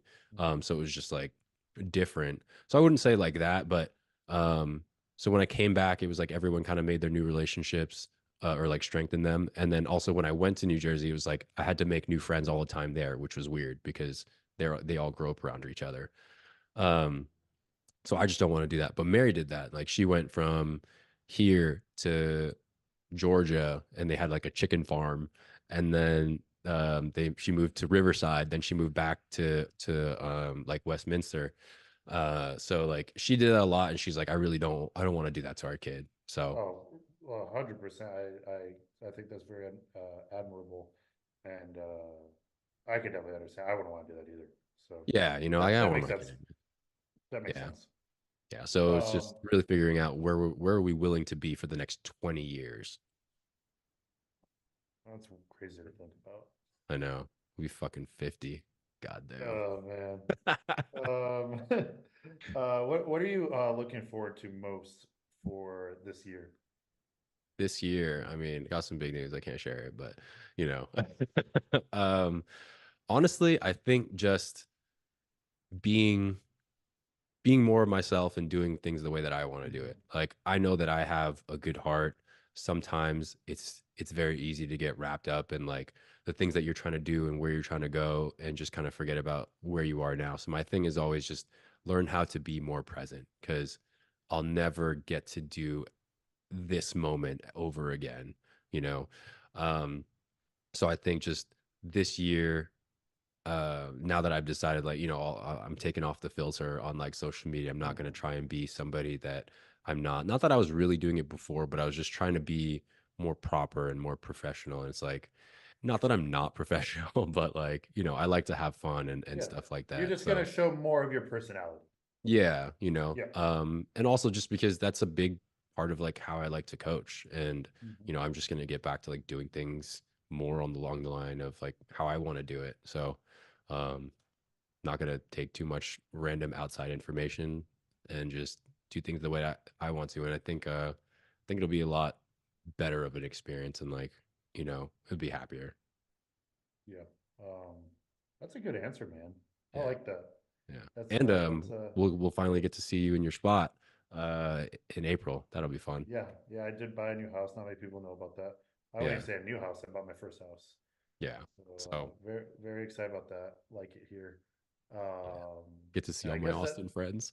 yeah, you get to see all your friends. That's soon. I'll see you this coming month actually. So Oh yeah, that's right. Going to yeah, Scottsdale. Scottsdale. Scottsdale.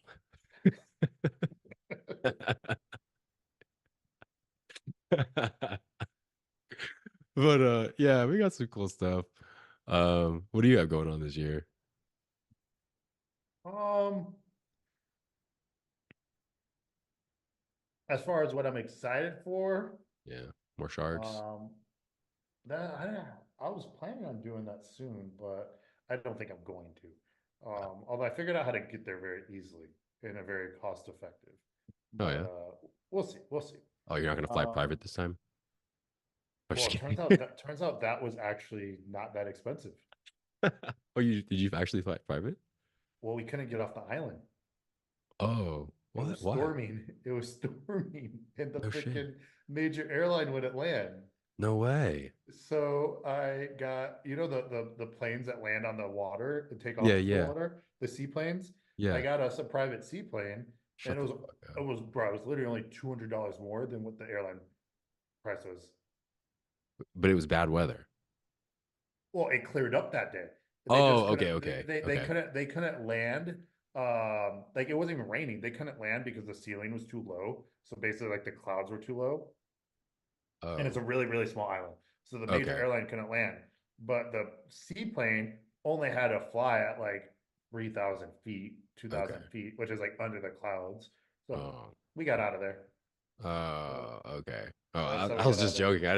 I No, didn't know. I'm actually going to do that like every time now because you don't have to go through customs. Like you have Yeah. to go through customs, but it's like no one's there. You just walk through and Yeah, yeah. they ask you a question and you leave. You don't have to go through TSA. You walk right into the plane. Um, very like, and it was only $200 more than the normal airline Okay. flight. Each or So like that was in nice. total? Well, per ticket, you Oh, know what I okay, mean? okay. Yeah, Yeah. like per person. Yeah. Um, and the airline flight was only like $250. So I ended up being $450 to get Oh, off the island. all right. And I got my money. I got my money back from the other flight. So Oh, okay. Yeah, because dude, I'm not gonna lie. When you first said, "Oh, we just took like this shitty little plane in bad weather," I was like, "Damn, that's some." I mean, rest in peace. That's some Kobe Bryant shit. nah, it wasn't. It wasn't. It was just it was bad weather the whole week, Okay, and because I was like, "Bro, you're yeah, sketchy." yeah. So we had to get off that. We had to like. Well, it's not that we had to get off that. We're like, all right, we're ready to go home now. Oh, Um, okay. yeah. So because we got stuck there for a couple days. Oh, Um, all right. But anyways, no, aside from that, there's some things coming up like with business wise. We got a new clothing line coming out. Some other stuff that we can talk about off the books. But Mm, yeah, I'm definitely like have a different view on life. So just kind of like the same thing you said, a little bit different, but yeah. we'll save that for another time. All right, man. Well, where can the people find you if they want to see more of you? Um, Instagram Will Sage underscore. Um, yeah, that's basically it. So you can find me there. Um, You can check out his team at Precision Elite yep, that or as whatever. well. Is that Yep. is that it? No Yeah, underscores or team. anything? No, it's team. Actually, I'll look it up right now. I don't Oh. remember. It is. Okay, I thought so. Precision Elite underscore as well. I was like, Oh, okay. is there the underscore there or not? I was like, I don't remember. Because the original Precision Elite is a gymnastics team. I think So I've Googled so it before and I've seen so that. they have the or they did have the Instagram handle with no underscore.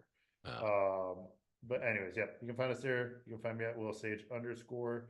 Um, yeah, this is a lot of fun, man. This is definitely one of like the more fun podcasts I've yeah. done. Just be able to like shoot the shit. So Yeah. I've seen some of your other lives and podcasts with other people. I'm like, damn, he looks so bored. yeah, I do get kind of bored with some of them. It's like Yeah. it's nice to be able to like have like a dynamic to it. Yeah, yeah. Um, or like I'll start because I have like a really, I have like pretty bad ADHD.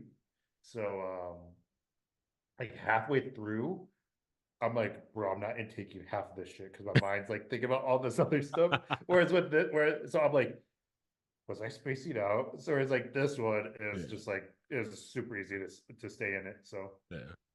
Well, cool, man. Appreciate you being on. For those of you that don't know, we've actually had a podcast together before. You can also look that up. I'll probably link it down below. But we'll have to have you back on. We'll just shoot the shit. yeah, please do. That'll be fun. All right, guys. Thanks for watching. If you like the episode, I don't know, like it. If you're on YouTube, if you're on a audio platform, give it 5 stars. Don't give it anything else, or else I'll come for you. Um, but yeah, thanks for watching.